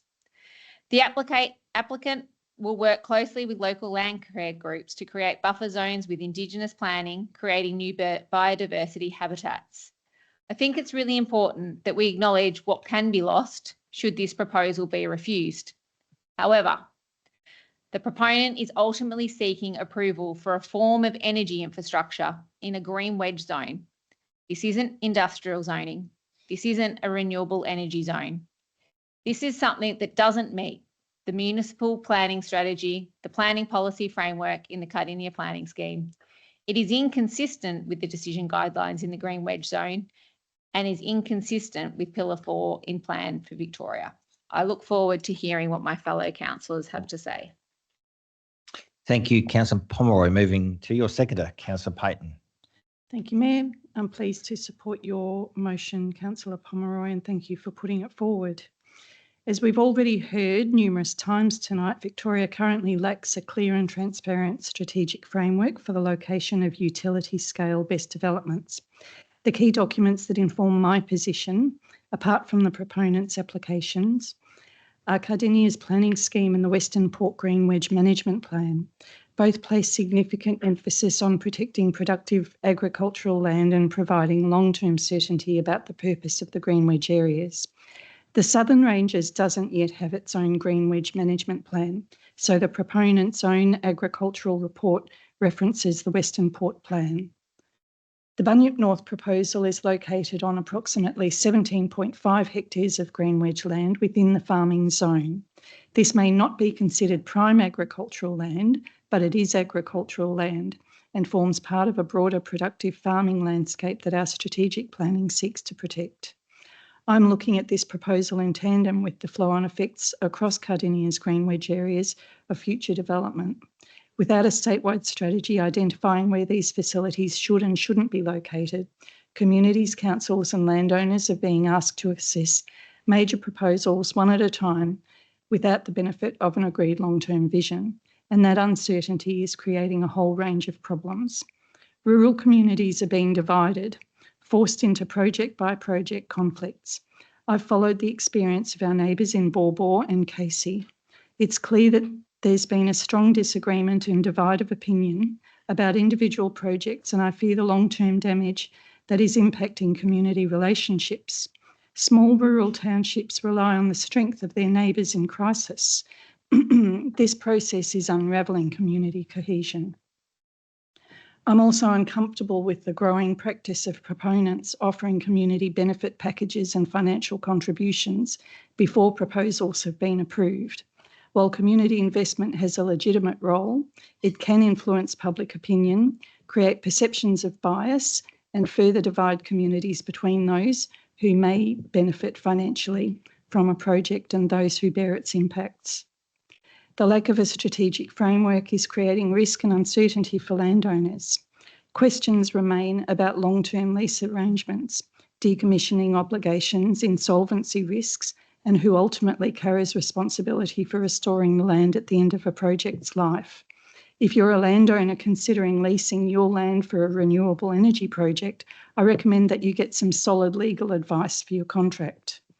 I'm equally concerned that key information is still emerging through the assessment process. Groundwater investigations are continuing.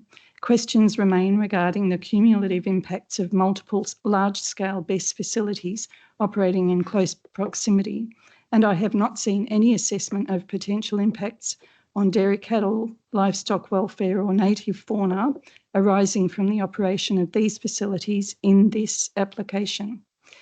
The incomplete reporting of possible impacts suggests that there are credible questions that should be answered prior to approval, not left for the proponent and community stakeholders to deal with after the fact. The Western Port Green Wedge Management... Councillor Payton, can you sum up, please? Thank you. I've got one paragraph, is that all right? Thank you. Thank you. Thank It's you. very important. The Western Port Green Wedge Management Plan recognises agriculture and food production as central to the long-term future of the Green Wedge. Likewise, the parliamentary inquiry into securing Victorian food supply identified the need for stronger protection of agricultural land. Renewable energy infrastructure has an important role to play in Australia's future, but strategic planning should come before the approval, not afterwards. For that reason, I support this motion to lodge an objection to the Bunyip North BESS proposal and support stronger state government leadership to provide the strategic planning framework that communities, council, landowners and industry all deserve. Thank you, Mayor. Thank you, Councillor Payton. Well, any other speakers, councillors? Thank you, Councillor Ross. Thank you, Mayor, and thank you, Councillor Pomeroy, for representing the residents on this issue and allowing us as councillors to join their plight. This really raises three issues or problems. Number one, we have an early display of the minister calling things in rather than letting them go to local government for them to make the decision. Local councillors are voted in on behalf of residents to hopefully support residents and to vote on things like this. Here's an occasion where we actually have to put in an objection, not coming before council first, but sending in a submission to the minister who will make the decision. That's one issue. Number two, we do support a zero emissions. We had a carbon sink over 20 years ago as a forest when other people were just starting to think about these things. And our council facilities are pretty much zero carbon neutral at the moment. We put panels on everything that the council facilities. We're trying the best we can, and I reckon we're just about there on zero. So it's not like we oppose these sort of things. And number three, it's been discussed at ad nauseum tonight about the green wedge. It's just not the appropriate area. So all in all, we have to put in an application to the minister who's probably never going to visit the site anyway and doesn't get voted in by the site. But the councillors will if we don't stand up for the councillors. Some people say local government's the lowest form of government. But you know what? It's the closest to the people. You get to drive to the sites. You walk down the street and you talk to the people. I bet the minister won't talk to anybody about this issue other than if you go and try and approach them. Anyway, I think it's really good that we've put this up. It does raise all of these concerns that we have. And I think it's great that we will be able to still, as a council, put our penises forward and vote on this to put an objection forward on behalf of residents. I'll be supporting this. I hope fellow councillors are. Thank you. Thank you, Councillor Ross. Any other speakers, councillors? Yes, sorry. Thank you, Councillor Thompson. Thank you, Mayor, and thank you to everyone who's spoken so far. I think it's really important to reiterate, obviously, our earlier position that we're obviously not anti-renewable. I mean, if Councillor Nicola had it his own way, there'd be a solar panel in every factory in Cardinia Shire. But I'm really glad that Councillor Pomeroy has put this up. As mentioned in the proposal sits outside of the designated renewable energy zone on green wedge land. It fails the purpose of the green wedge zone on its own terms. Provides no agricultural use, no recreational opportunity, no tourism benefit, and it delivers visual impacts on a landscape that defines the rural character of this part of the Shire. And I think it ties neatly into the motion that we passed earlier in tonight, calling for a statewide framework precisely for the decisions just like this one, and they shouldn't be made in isolation. This proposal is Exhibit A for why the framework is needed. In the absence of strategic guidance from the state, lodging this objection is a clear signal that we can send that we will not simply wave through proposals that contradict our own planning scheme. Not to diminish the work that so many great groups do and the intention of what the Shire is doing between our bit for climate change and working towards net zero and exploring renewable energy.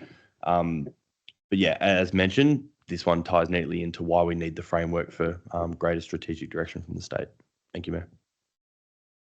Thank you, Councillor Thompson. Any other councillors wishing to speak to this item? Thank you, Councillor Nichol.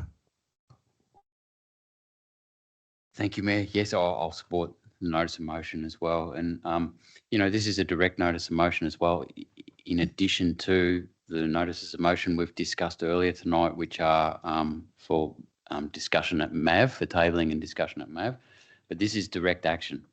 And I believe that this notice of motion also perfectly complements and reinforces the original notice of motion 1130 from back in April that we all supported. And this is the logical progression of precisely that. We want dialogue, we want engagement, and we want discussion with the decision makers of the rollout of this technology. There are better ways this could be done to actually achieve it, and better ways that means that community does not spend precious time having to run cases and fors and against and end up divided. there's a way we could be doing this together. And I think this notice of motion is the natural consequence of errors in the rollout of big batteries. Thank you, Councillor Nicol. Any other councillors wishing to speak to this item? I will go back to Councillor Pomeroy to sum up. Thank you. Thank you all, and thank you, Councillor Payton, for seconding. Before I close, I do absolutely want to thank every individual, community group and proponent that has taken their time to share their views in relation to batteries. It wasn't something I knew a whole lot about. I've been following offshore wind very closely and renewable energy zones, but this one, I've learnt an incredible amount in that time. Each conversation has been respectful, informative, and regardless of whether people are in support or opposition, has truly made me think deeper, explore further, and ask other questions. And I do thank Councillor Payton as well for setting up some meetings for some groups that I hadn't got to personally as well. So between us, I think we covered the majority of people out there that wanted to have a say. And I know for many people, it's the first time they've actually had to interact with a councillor and public questions and things. So super vital that we are able to help guide you through that. We do need to be mindful of some recent cases. So just last week in Springvale South, an application was approved by the Minister with 39 conditions attached. A lot of technical work to be completed before construction starts, but important to note that that permit was approved, not pending, waiting on updated technical reports. So I just think that's a good one to keep in mind and keep an eye on. And you can see those decisions on the website. I think it's very clear tonight. I'm not going to go back into the value of the land and all the rest of it. It's very clear where we stand, and I look forward to the support very shortly. Thank you. Thank you, Councillor Pomeroy. Councillors, I put agenda item 10.5, notice of motion 1139. Councillor Pomeroy, objection to Minister of Planning application for installation of BESS Bunyip North. I'll put that to a vote. All those in favour, please indicate. Thank you. Those against, unanimously carried. Thank you. Obviously, following this resolution, Council will be forwarding its submission, its objection to the Minister for Planning in the coming days. That will be in action, obviously, straight away. Councillors, we've just gone over 3 hours. We need to break for 5 minutes. We've still got a number of agenda items to talk to, so a break for 5 minutes. Thank you. We'll be back in 5. Thank you.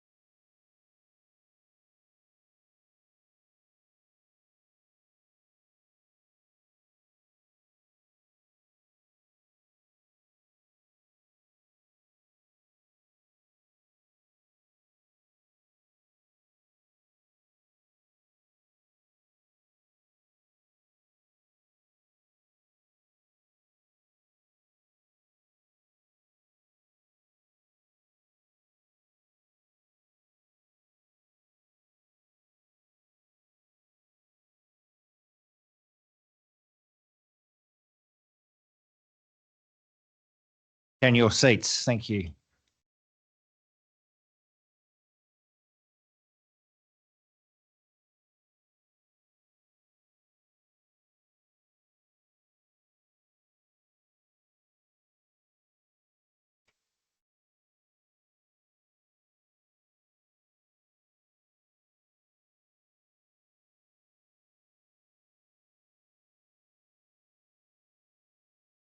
Thank you. We'll reconvene. Thank you, councillors.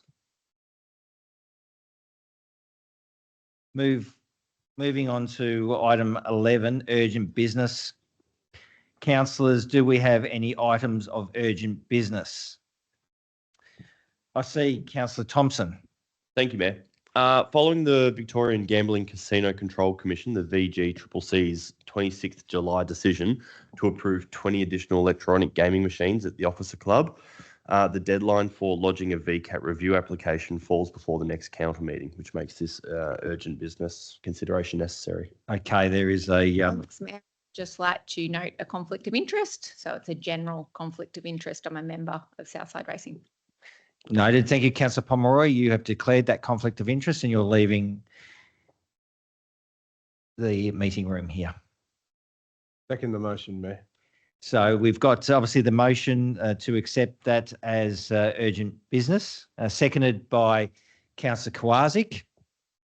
Councillors, we'll put that to a vote. All those in favour of it being admitted to urgent business, thank you. Those against, that's carried. So that's entered urgent business. Councillor Thompson, you've got a motion. Yep, I would like to move that from the 18th of May. Sorry, I will read out the motion. Getting ahead of myself here. Sorry, Mayor.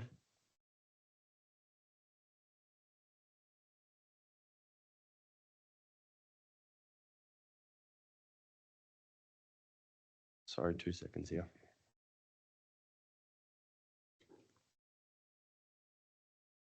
The motion is that Council 1 notes the Victorian Gambling Casino Control Commission, the VGCCC decision to approve an increase of 20 electronic gaming machines to Cranbourne Pakenham Racing Club Incorporated Trading as club officer, located at 3 Nicky Place, Officer.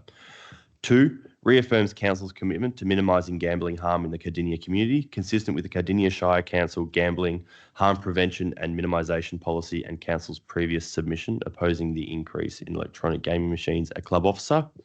3, receives to lodge an application with the Victorian Civil and Administrative Tribunal, VCAT, seeking review of the VGCCC decision approving an additional 20 electronic gaming machines at club officer, pursuant to the provisions of the Gambling Regulation Act 2003 and any other relevant legislation.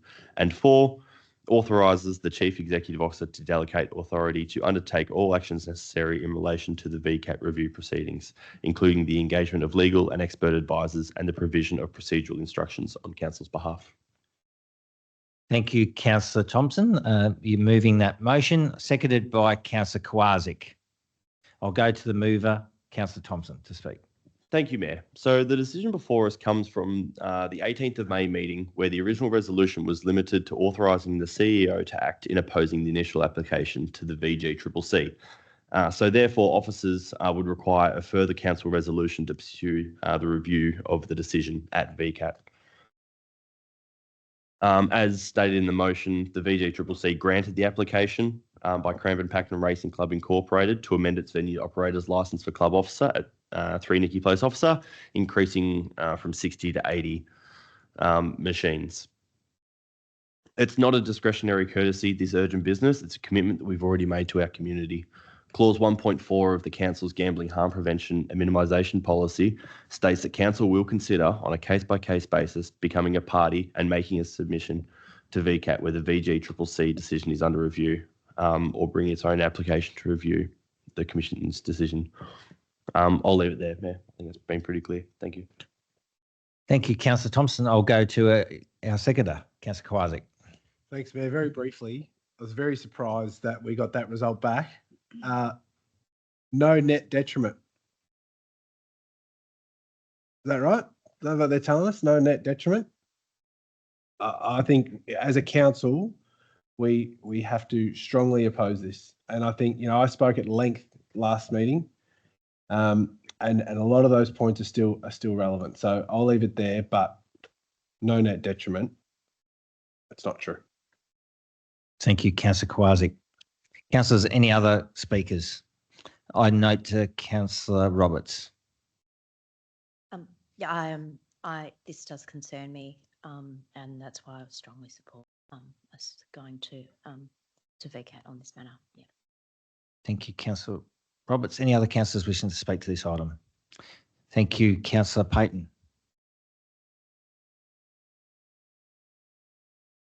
Thank you, Mayor. I don't support or encourage gambling, and I'm very aware of the crippling impacts that occur when gambling becomes an addiction. But more than that, I don't support government stepping in to remove the rights of individuals to gamble, just as I don't support smoking or recreational cannabis use. But I also wouldn't support governments stopping that use.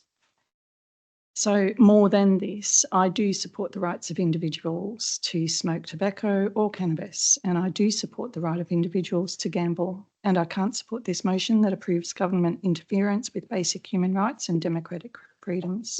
Thank you. Thank you, Councillor Payton. Any other speakers, councillors? Thank you, Councillor Ross. Thank you, Mayor. Look, playing gaming machines isn't illegal. They're a legal form of way of spending your money.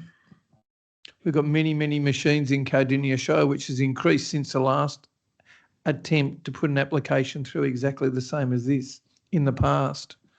So there is definitely enough machines in Cardinia Shire for people to play if they want to play. I believe this is an absolute overreach which isn't needed. I've been into that venue many times. I don't go and play the gaming machines, but I walk past the gaming machines and there's always plenty of gaming machines in there if people choose to go and play. I just believe that putting another 20 gaming machines in there is totally not needed. I support us challenging any sort of decision that supports getting an extra 20 machines when we already have enough. It's been proven through so many ways. And I went along and I reported earlier that in clubs, in hotels, I think it's something like $159,000 is lost off every gaming machine in Victoria through a hotel, and $96,000 lost on average of every gaming machine in a club. I think that says enough. Thank you, Mayor. Thank you, Councillor Ross. Any other speakers, councillors? There being none, I'll go back to the mover, Councillor Thompson, to sum up. Thank you. Thank you, Mayor. Thank you for everyone speaking to it. And I appreciate, Councillor Payton, your thoughts and commentary around this. But I think it's pretty clear for me. It's an easy one for me to support because we do have a gambling harm prevention and minimisation policy, and something where the report, and by their own admission, shows that even if it's only marginally, that gambling-related harm would increase. Is something that, you know, I have a responsibility as a councillor under our policy to back and support. Thank you, Mayor. Thank you, Councillor Thompson. We've put this urgent item up for a vote. Those in favour, please indicate. Thank you. Those against? Noted. Thank you. That's carried. We'll now ask Councillor Pomeroy to return.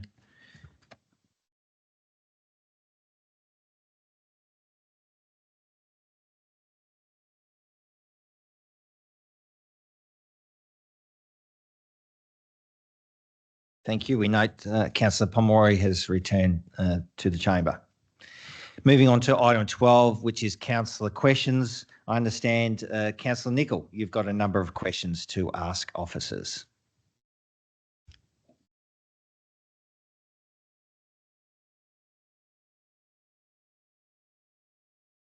Yes, please.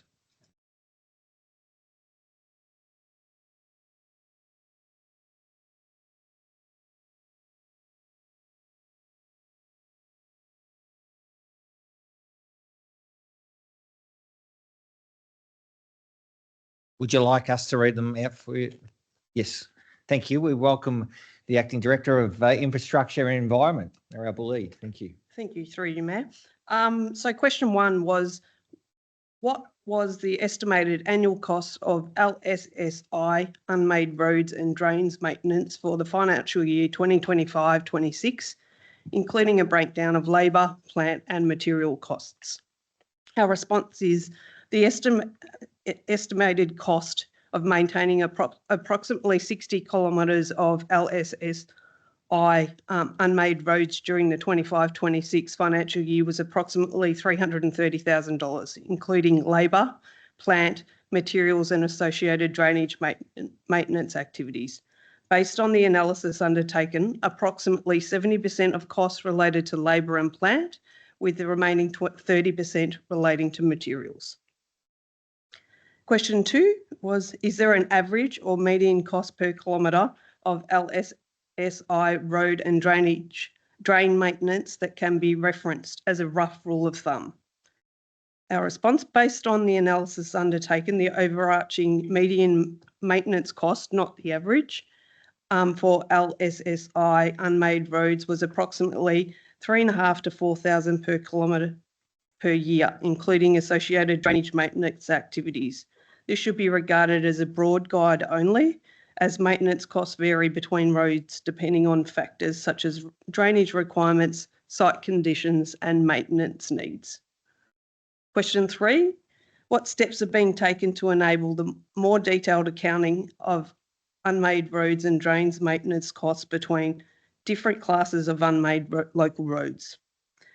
Officers continue to consider opportunities to improve the visibility of maintenance expenditure across our road and drainage networks through future enhancements to our financial and asset management systems.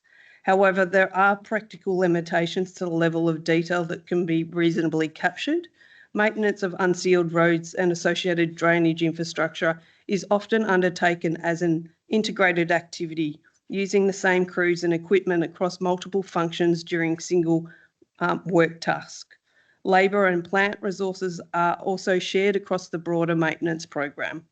Consistent with the findings of the 2024-25 review of unsealed roads and drainage maintenance, the operational focus is on delivering effective maintenance outcomes through coordinated use of staff, plant and resources. While future system improvements may support higher level reporting of expenditure across asset categories, detailed attribution of labour, plant and material costs between roads and drainage activities or between classes of unmade roads may not be practical, cost-effective or sufficiently reliable to support decision making. Officers will continue to investigate reporting improvements that provide meaningful information for planning, budgeting and community transparency, while avoiding administrative processes that add significant cost or reduced operational efficiency. Thank you. All right. Thank you, Acting Director, and thank you, Councillor Nicol, for your questions. Moving on to the mayoral minute, just finally, councillors, just want to provide an update regarding the advocacy that council is undertaking in the lead up to the state election. Council is continuing discussions with candidates to highlight local challenges and outline our key advocacy priorities. These conversations are very important. They give us the opportunity to highlight the challenges and opportunities facing our Shire and to seek the support and investment needed to keep pace with our rapid growth and what our community needs and deserves. Cardinia Shire Council will continue working closely with all levels of government to secure the best outcomes for our community. A night with Richmond Football Club, as mentioned earlier, it was so great to see many clubs and organisations represented in the audience at last week's Night with Richmond Football Club event at the Cardinia Cultural Centre. Richmond Football Club's senior leaders shared some honest and insightful perspectives around the importance of building a culture of belonging, supported by clear roles, shared purpose, and turning a strong vision into practice through everyday actions. There were valuable lessons for everyone in attendance, whether you're a player, volunteer, coach, community member, or club president, and even non-sporting residents that attended, and that they expressed real real gratitude because that will help them in their other organisations. So it went to other organisations as well, which was great. It was fantastic to partner with Align Leisure and Richmond Football Club to deliver this opportunity for our local residents. Multicultural Advisory Committee, EOI, just a reminder that expressions of interest for our Multicultural Advisory Committee are still open. The group provides advice and feedback to Council on matters affecting multicultural communities, helping inform community engagement, activities, policies and decision-making over a 2-year term.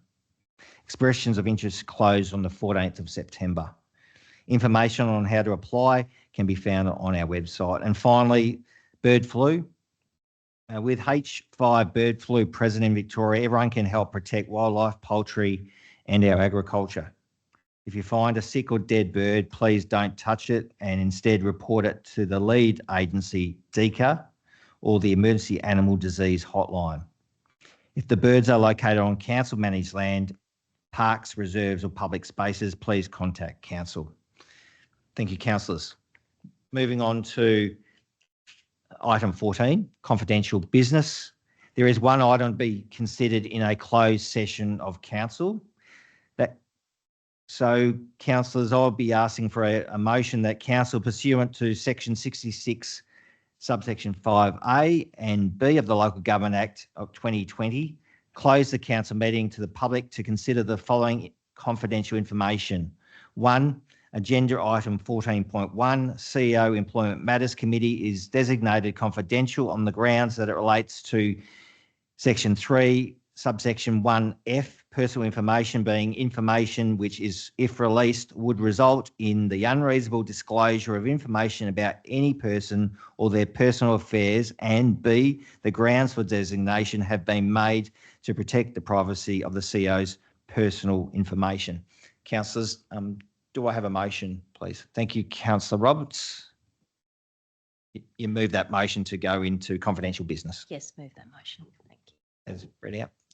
Councillors, can I get a seconder, please? Thank you, Councillor Ross. I put this motion to a vote. All those in favour, please indicate. Those against? That's carried. Thank you. So thank you to those remaining in the gallery and online. That concludes the open section of tonight's meeting. Thank you for your attendance. The next council meeting will be held on the 21st of September 2026 at 6 p.m. in these council chambers. Thank you.